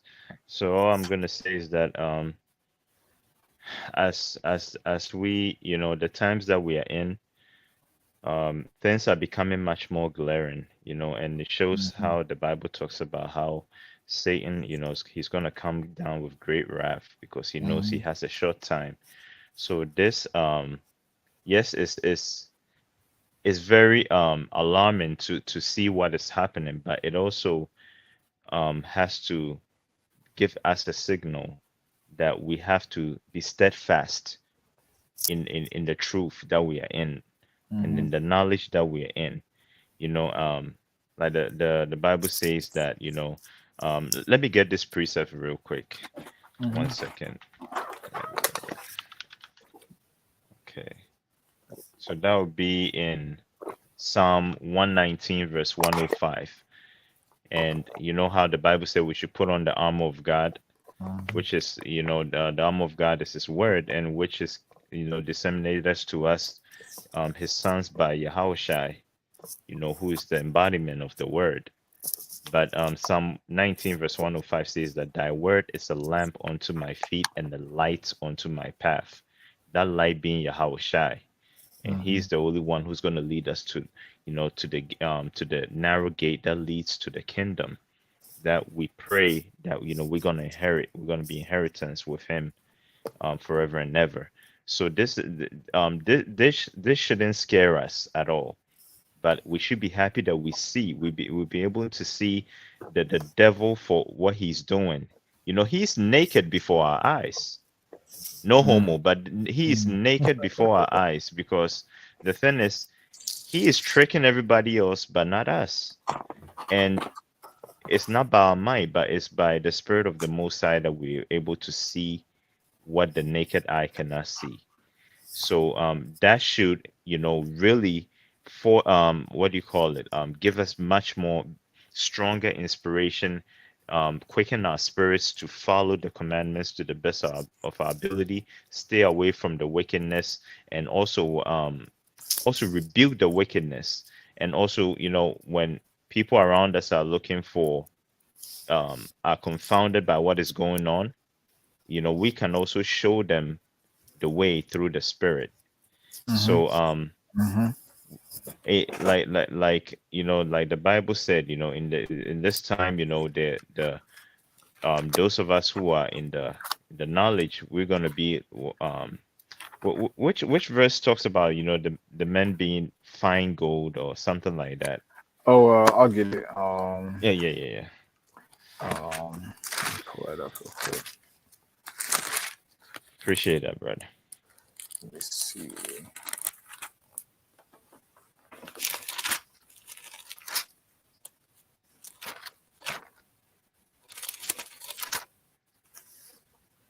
This is Isaiah chapter 13, and I'm gonna start at 11. And I will punish the world for their evil, and the wicked for their iniquity. And I will cause the arrogancy of the proud to cease. I will lay low the haughtiness of the terrible. I will make a man more precious than found gold, even a man than the golden wedge of Ophir. Khan. So in these times, the Most High has granted, some of us the mercy to see all these things. And, brothers in the chat, us brothers over here, the Most High has granted us some wisdom and knowledge. And we know that we're not perfect. We're still learning more, but He has granted us something that the average person cannot see. And in these times is when the same people who ridiculed us are going to turn to us, to clarify certain things for them to understand. And this is where, that fine gold is going to come, about us, because we are modified, after the Son who we are trying to emulate and follow to the best of our ability, which is Yahushua the Mashiach. So let us not allow these things to scare us, because the Most High gave us nothing but love and power and sound mind and not fear. So the kingdom is for us. All these things that are happening shows that we got next and it's coming soon. Absolutely. And with that, I would just say that Shalom. All praises to Yahweh, Ba'ashem Yahweh Shai, Ba'ashem Kakadash, Brakate Yahweh, Brakate Yahweh Shai. Amen. Khan. All praises. Beautifully said, bro. Beautifully said. Great closing remark. I really ain't got nothing much to add to that. That was beautiful right there. Just I want to give all praises to Yahweh Ba'ashem Yahweh Shai, Ba'ashem Yahweh Kakadash, and Shalom. bless all you brothers that came through, show love, always supporting. Rindy said, shout out to Rindy. He said, "Great live, brothers. Appreciate it. Shalom. All praise to the Most High. Amen. Shalom, Appreciate Randy. you coming through. Staying in that chat, staying supporting, man. Appreciate you once again, my brother, and all the brothers that came through. Shalom to all y'all. May the Most High bless y'all, y'all and y'all families, and we'll be back at it again soon with another live stream, and kind of just keep the ball rolling, keep the train rolling, and just be looking forward to just edifying more and more as this year goes on, and touching on different topics and all that. So, just want to say shalom to all y'all, and we'll see y'all next time. Shalom and happy Sabbath to everybody. Absolutely, happy Shabbat to everybody. Peace.